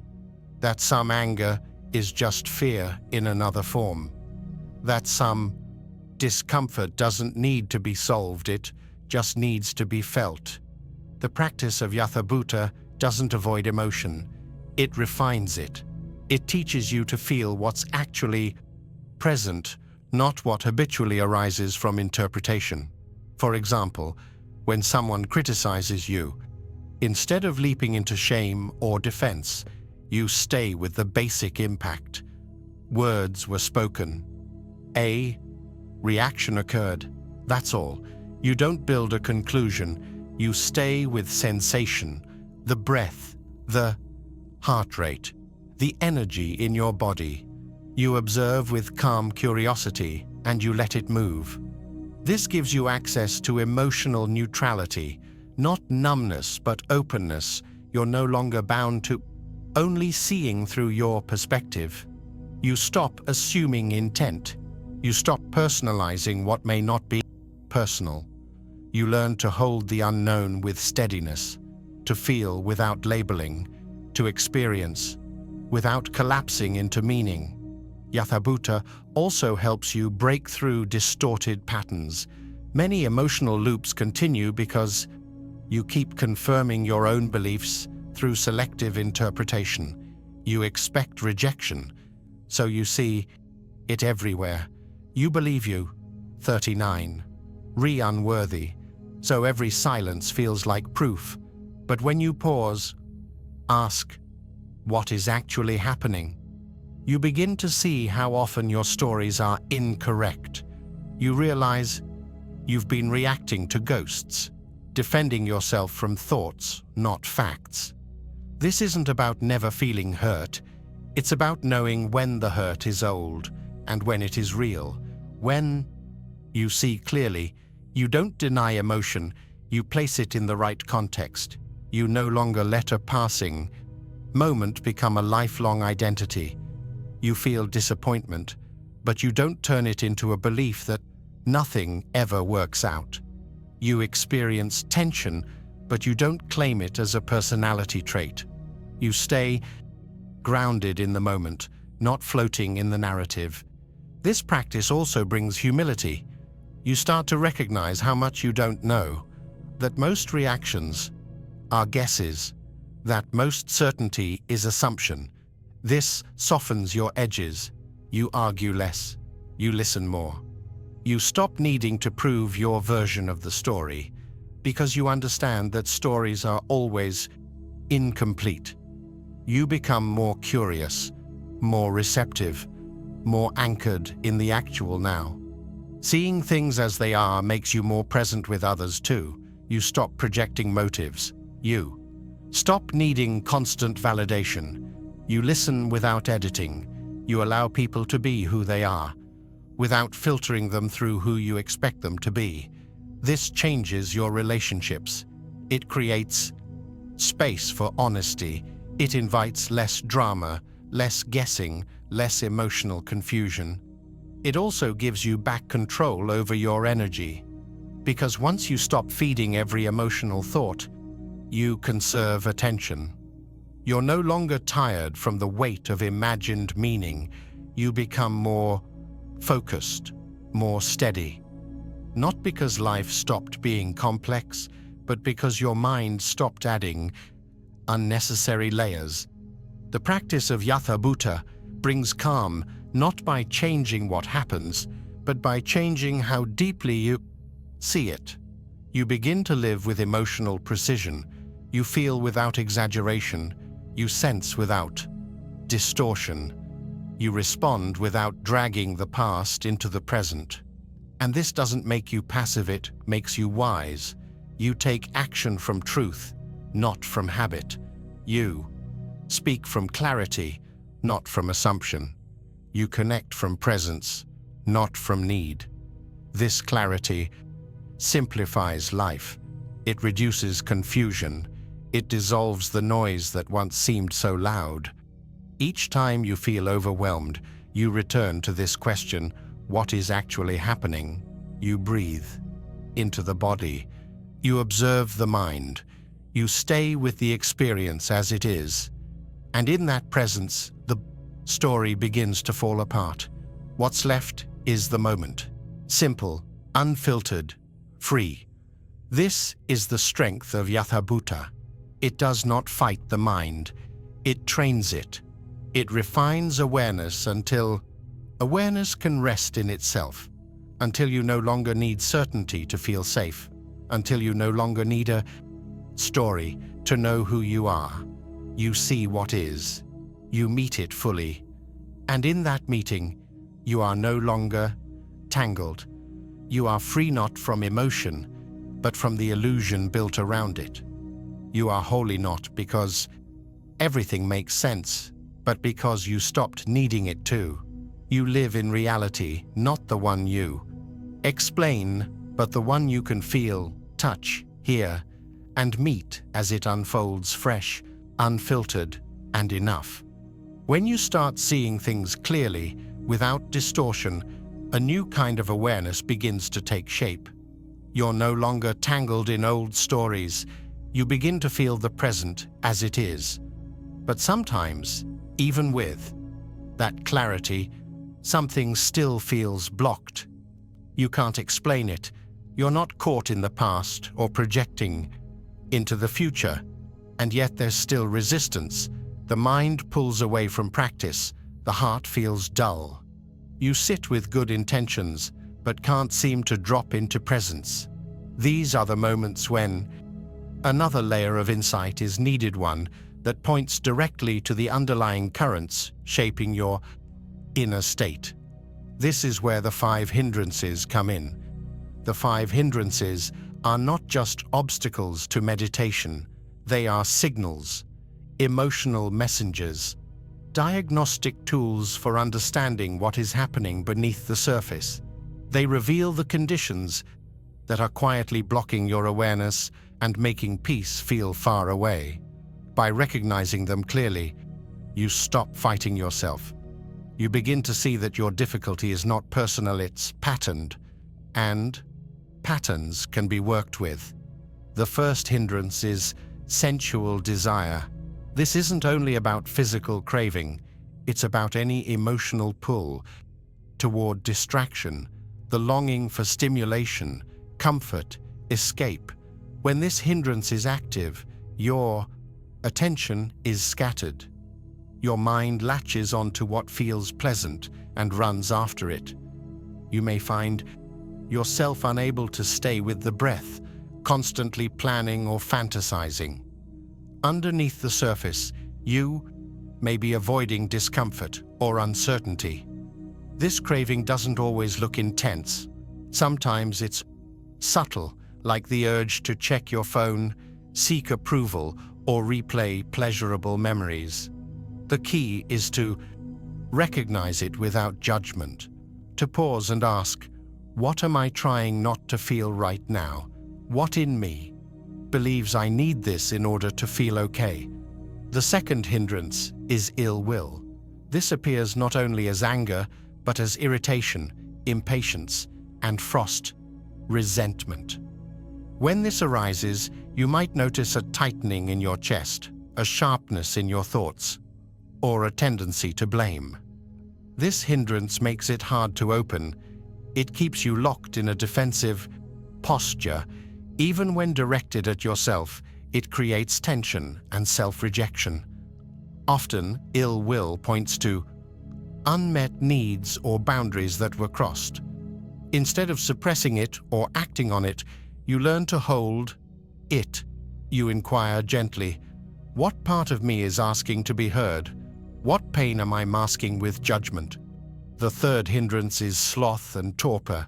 This is not just tiredness, it's heaviness of mind, a dullness, a fog, a sense of disengagement. You might feel sleepy when you sit to reflect, but it's not physical. Exhaustion needs emotional resistance. This hindrance can mask grief, avoidance, or a lack of meaning. It can also arise when you're unconsciously shutting down to protect yourself. Instead of fighting the drowsiness or forcing alertness, you ask, what am I disconnected from? Where has my energy gone? And why. Sometimes reconnecting with purpose or simply noticing this lethargy with clarity brings light back in. The fourth hindrance is restlessness and worry. It's a scattered, anxious energy, the inability to sit still, the racing mind that jumps from one thought to another. It often carries guilt, unfinished business, or fear of the unknown. When this is present, your emotional body may feel charged or unsettled. The breath feels shallow. Concentration slips away. Instead of judging the movement, you observe it. You ask, what am I unwilling to be with? What fear am I running from? Restlessness often arises when the present moment feels insufficient or unsafe. When you recognize it, you begin to make space for stillness by facing what you were trying to escape. The fifth hindrance is doubt. This one can be subtle but powerful. It questions the practice. It questions your progress. It questions your worth. It creates a fog of uncertainty that keeps you stuck. Doubt can mask fear of failure, fear of responsibility, or fear of change. It tells you that you don't know enough, haven't done enough, aren't ready. This voice sounds convincing, but it's not rooted in truth. When you see it as a hindrance, you stop believing it automatically. You ask, is this voice protecting me from something? What would happen if I moved forward anyway? These 5 hindrances are not enemies, they are mirrors. Each one points to an emotional knot that's asking to be untied. Instead of reacting or suppressing, you work with them. You learn their signals. You get curious. You allow them to teach you. Over time, they lose their control, not because they disappear, but because you see them clearly and don't get pulled in. Recognizing these hindrances in daily life helps you understand why presence sometimes feels out of reach. You might find that a conflict with someone isn't really about theme. It's rooted in desire for control or unresolved anger. You might realize your fatigue is not just about your schedulites, emotional avoidance. You begin to use every inner block as information. You stop pushing. You start listening. This listening creates clarity. You no longer move through life reacting to hidden emotional friction. You see what's there. You name it. You hold it with awareness. And because of that, it begins to shift. You stop needing to fight yourself. You stop needing to force clarity. You begin to trust the process of meeting each state with presence. This approach also brings compassion. When you see how the hindrances affect you, you recognize them in others too. You stop expecting everyone to be steady all the time. You see the craving behind someone's urgency. You see the doubt behind someone's silence. You see the worry behind someone's aggression. This doesn't make you naive, it makes you kinder. You stop taking everything personally. You begin to respond instead of react. The 5 hindrances are not blocks to avoid. They are doorways into deeper awareness. They show you where you're stuck and how to come back. You stop being confused by your moods. You start using them as guides. When you feel foggy, you look for sloth. When you feel edgy, you explore ill will. When you feel ungrounded, you examine restlessness. When nothing feels right, you check for doubt. When you can't focus, you explore craving. This process is not about diagnosing yourself with flaws. It's about developing skill in navigating your inner world. Emotional mastery doesn't mean you never feel heavy or distracted. It means you know how to work with what arises. You become less afraid of your mind. You become more familiar with your emotional landscape. Each hindrance teaches a different lesson. Sensual desire teaches the value of presence. Ill will teaches the necessity of compassion. Sloth teaches the power of wakefulness. Restlessness teaches the gift of stillness. Doubt teaches the strength of faith, not in belief, but in your capacity to continue. These lessons are not abstract. They show up every day, every time you sit in silence, every time you turn inward. The more you learn to recognize these forces, the faster you return to balance. They lose their grip. You stop mistaking them for truth. You meet each one with clarity, and through that meeting, you find peace. Not because the mind is silent, but because your relationship with the noise has changed. Using the 5 hindrances as emotional diagnostics brings wisdom into places where confusion once ruled. It shows you where your practice lives right in the middle of craving, restlessness, doubt. You begin to see that what you once thought were problems are actually paths. Each hindrance is not a wall. It is a gate. And when you walk through it with awareness, what you find on the other side is not more struggle but freedom. One step, one breath, one clear moment at a time. Once you learn to recognize the 5 hindrances, not as flaws but as signals, you begin to relate to your own emotional states with more clarity and patience. You stop treating discomfort as failure and start using it as information. But understanding what blocks the mind is only half of the process. The next step is to create new patterns that replace those old tendencies, not just mentally, but biologically. This is where practice moves from insight into transformation. And one of the most powerful tools for this kind of rewiring is metta bhavanatha, cultivation of loving kindness. Metta is not a soft feeling or sentimental mood. It's a deliberate act of training the heart to respond with goodwill, regardless of how the world appears. It begins with intention and strengthens through repetition. Over time, it reshapes the nervous system. It helps the mind return to safety. It teaches the body what ease feels like. Metta changes the way you relate to yourself and others, not by force, but by reconditioning your default settings. Your brain, like the rest of the body, adapts to what it practices. If you rehearse self-criticism, your mind becomes quick to judge. If you stay in chronic fear, your system stays on alert. If you hold on to resentment, your stress response remains active. This becomes the baseline from which you operate. But with intention and repetition, those circuits can change.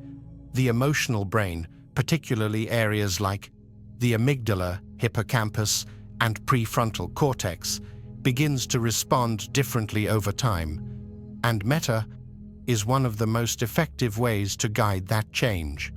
Metta bhavana follows a structure that begins with sending goodwill to yourself. This is often the most difficult step because many people carry internalized shame, disappointment, or self-doubt.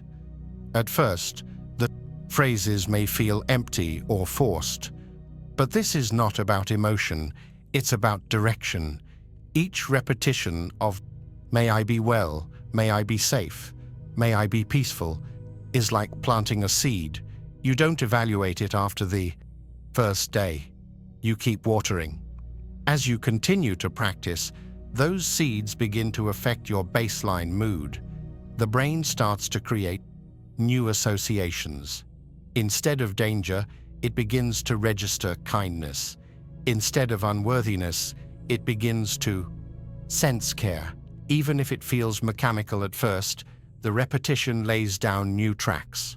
Slowly, the heart opens, the body softens, and the mind becomes less reactive. From self, you extend metta to someone you love easily. This strengthens connection. It activates circuits related to empathy, oxytocin release, and social bonding. You are reinforcing your capacity for joy in the joy of others. Not only does this reduce emotional isolation, it also rebalances parts of the brain associated with reward and safety. Then you bring to mind someone neutral, a person you don't know well. This step broadens your sense of inclusion. It begins to erase the subtle walls the mind creates between us and them. You train yourself to care without personal benefit. The practice here teaches the mind that connection isn't based on familiarity, it's based on shared existence. The most transformative stage comes when you send metta to someone who is difficult. This step activates not only compassion, but also resilience. It does not mean approving of harm. It means choosing not to reinforce hatred. Each time you offer goodwill to someone you struggle with, you're rewiring the emotional loops of resentment. The more you do this, the less reactive those patterns become. Neuroscience has shown that practices like loving-kindness meditation increase activity in the left prefrontal cortex, an area associated with emotional regulation and positive states. It also reduces the density of gray matter in the amygdala, which plays a central role in fear and threat perception. Over time, this can lower your baseline level of stress, improve your ability to recover from setbacks, and make your emotional responses more balanced. But beyond structural change, metta also alters your habits of perception. You begin to see people differently. You no longer fixate on their flaws. You begin to notice their vulnerability, their humanity. This softens judgment. It helps you step out of your conditioned reactions and relate from a more grounded place. The practice becomes most effective when integrated into daily life. Instead of waiting for formal meditation, you bring metta into moments of tension. You respond to your own stress with kindness. You offer silent goodwill to a stranger. You catch the inner critic and meet it with compassion. Each of these moments creates a small shift. And over time, these small shifts build new emotional architecture. Metta also supports healing from emotional wounds. Often, past experiences of rejection or betrayal linger not just as memories, but as habitual responses. The nervous system learns to brace for hurt, even when there is no danger. Metta begins to create safety from within. It reminds the body what it feels like to be met with care. This internal safety becomes a foundation from which you can process, feel, and release what has been held for too long. The rewiring that occurs through loving kindness is not about pretending everything is fine. It's about creating enough emotional space to meet life as it is. Metta does not erase grief, anger, or fear, but it makes it safe to feel them. It gives the heart enough strength to hold what it once avoided.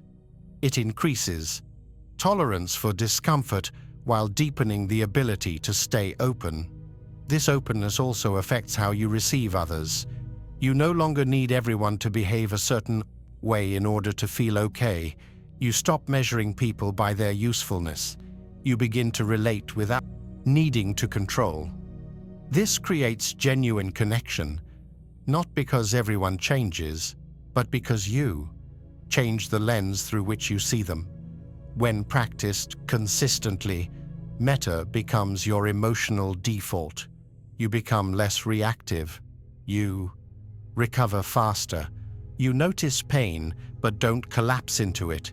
You feel disappointment, but don't let it harden your heart. The brain begins to expect safety instead of threat, and this expectation changes how you move through the world. You begin to live with less fear, not because nothing hurts, but because kindness becomes your baseline response. You stop needing to protect yourself from your own mind. Your inner voice becomes a friend, not a critic. This is emotional rewiring, not through suppression, but through compassion. Metta Bhavana also strengthens attention. Because it requires focus, it trains the mind to stay with intention rather than drift into reactivity. You begin to notice when your mind moves toward judgment or avoidance, and you return, not to an idea, but to a practice, to a way of meeting yourself and others that builds resilience from the inside out. This resilience makes you more emotionally intelligent. You become sensitive without becoming overwhelmed. You develop empathy without burnout. You are able to stay present with suffering without needing to escape. Metta does not make you soft. It makes you stable. Kindness becomes strength. Compassion becomes clarity. There is also a physiological benefit. Metta practice lowers heart rate variability, improves immune function, and regulates blood pressure.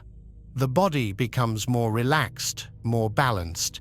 It no longer lives in fight or flight. It begins to trust that you will meet it with care. Over time, metta becomes more than a practice. It becomes a way of living, a way of thinking, a way of seeing. It moves from your cushion into your relationships, your decisions, your silence. It becomes how you speak, how you rest, how you move through difficulty.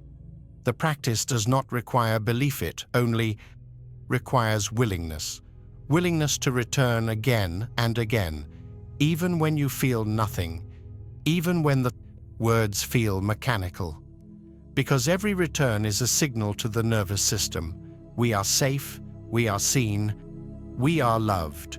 This signal reshapes everything, not just how you feel, but how you live, not just how you relate to others, but how you exist within yourself. And slowly, what once felt like effort becomes your nature. What once needed to be practiced becomes instinct. What once felt out of reach becomes the ground you walk on. That is the power of Metta Bhavana, not a temporary mood, but a permanent shift, a rewiring of the sift, emotional circuits, a transformation of the nervous system, a return to what the heart always knew but forgot. Kindness is not a reward. It is a path, a medicine, a way home. As loving kindness begins to reset the emotional foundation, you start to notice a surprising change in your nervous system. Not everything feels like a threat. You don't respond to discomfort with urgency. You begin to trust that presence is enough. But even as the heart softens, a deep layer of cultural conditioning often remains. The pressure to constantly be doing. It hides beneath the surface of daily life, showing up as guilt during rest, anxiety during stillness, and a constant need to justify your existence through output. This pressure is not just external, it becomes internalized as a belief that being busy equals being worthy. To heal this pattern, you don't need more activity, you need space. This is where the path leads to sacred idleness. In Zen, doing nothing is not laziness. It is presence without agenda. It is a return to being without the need to become. This kind of idleness is medicine for a system trained to equate effort with value. When you are always moving, always striving, always managing tasks and goals, you lose contact with what is already complete. Idleness offers no badge of honor. It offers a mirror, a space where nothing needs to happen and everything becomes visible. Intentional idleness is not just the absence of productivity, it is the fullness of presence. You are not checking out, you are checking in. You are not distracted, you are deeply aware. You stop chasing the next moment and start inhabiting the one you're in. This shift creates space for the nervous system to recalibrate. It teaches the body what it means to rest without collapse and to pause without guilt. Much of emotional exhaustion comes not from doing too much, but from doing without pause. When every moment is filled, there is no time to integrate. Experiences pile up, thoughts spin, emotions backlog. Sacred idleness allows the system to process in real time. When you sit without a plan, without stimulation, you start to feel what has been waiting. Unfelt tension begins to surface, not to overwhelm, but to be seen. This kind of stillness is often uncomfortable at first. The mind resists. It tells you there's something else to fix, to clean, to finish. It says rest is earned, not allowed. But if you stay, if you do nothing long enough, the noise starts to settle. Beneath the agitation is a silence that holds everything. This is not emptiness in a negative sense. It is the kind of emptiness that reveals spaciousness, a state where nothing is missing because nothing is being pursued.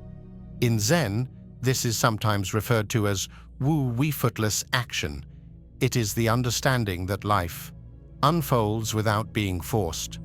When you align with this, your doing arises from stillness rather than stress. You respond to life instead of chasing it. You stop trying to make everything happen and start trusting what is already unfolding. Sacred idleness is especially important for emotional healing. When you stop filling every gap, emotions that have been pushed aside have room to breathe. You begin to feel subtle layer-souled grief, quiet joy, soft longing. These are the parts of you that don't shout. They wait, and they need stillness to speak. Letting yourself do nothing is also an act of self-respect. It affirms that you do not need to perform for your own worth, that you are not here to be consumed by goals, that your value is not measured by how much you produce, achieve, or control. This understanding doesn't stop you from working, it changes the energy behind your work. It brings clarity to your action and balance to your rhythm. Restoring your relationship with stillness also changes how you experience time. Without constant productivity, time stops feeling like something to conquer. It becomes space to inhabit. You feel less rushed, less pulled. The hours expand, presence returns. You are no longer living from the next task, you are living from attention. In sacred idleness, creativity also begins to flow differently. When the mind is not pressured, it opens. New insights arise. Solutions come without being hunted. Emotional clarity appears because the noise has quieted. This is not the creativity of striving, it is the creativity of allowing. When there is no agenda, something deeper begins to move. This practice also strengthens emotional regulation. When you train yourself to pause without distraction, you develop tolerance for stillness. You become less reactive, less dependent on external validation. You stop reaching for noise to avoid feeling. You let emotions rise and pass in silence, and in that silence, you learn to trust your capacity to hold whatever comes. Over time, idleness becomes a kind of sanctuary. You don't need a reason to rest. You don't wait until burnout. You weave stillness into your life as nourishment. A quiet walk, a moment staring out the window, a few minutes of sitting without doing anything.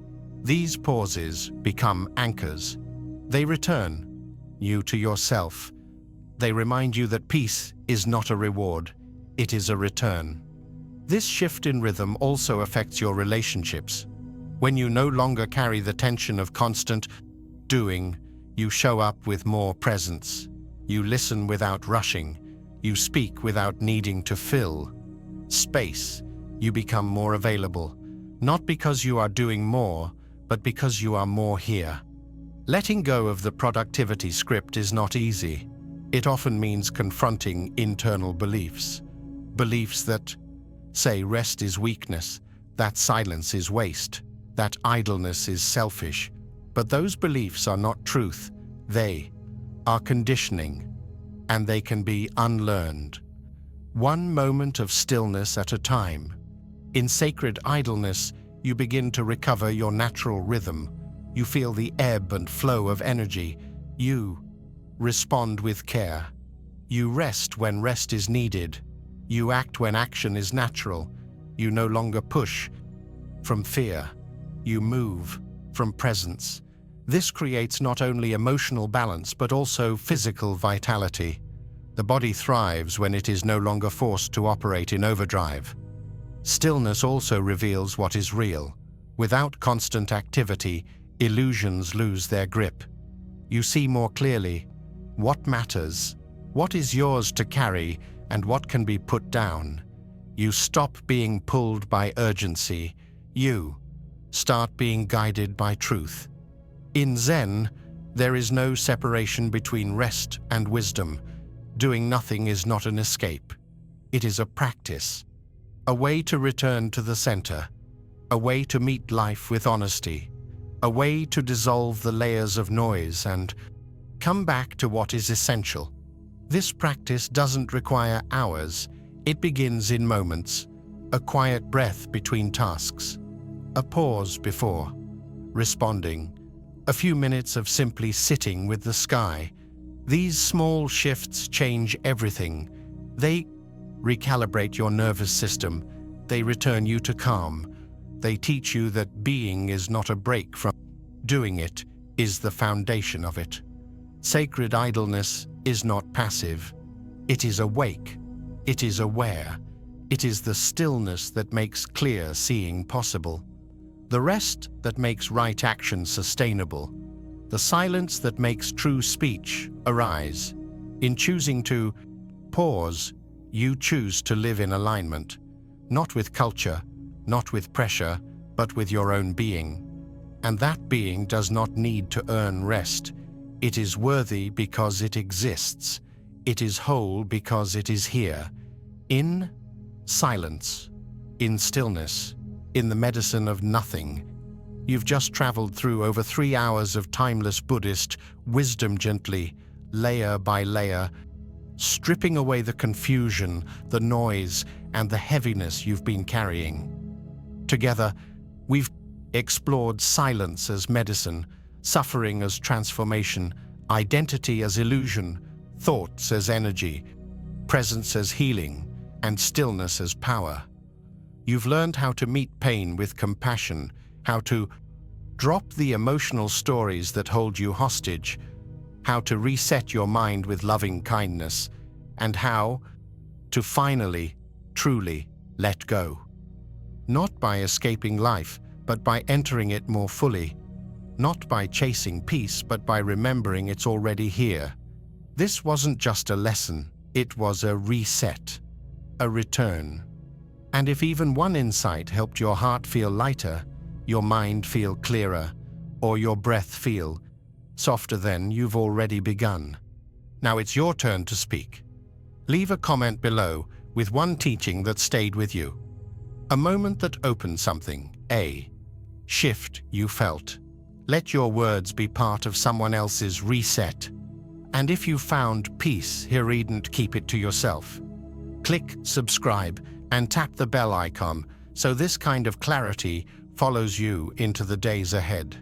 Let's keep learning, let's keep practicing, and above all, let's keep returning to what's real. See you in the next teaching. Until then, breathe deeply, live gently, and let go.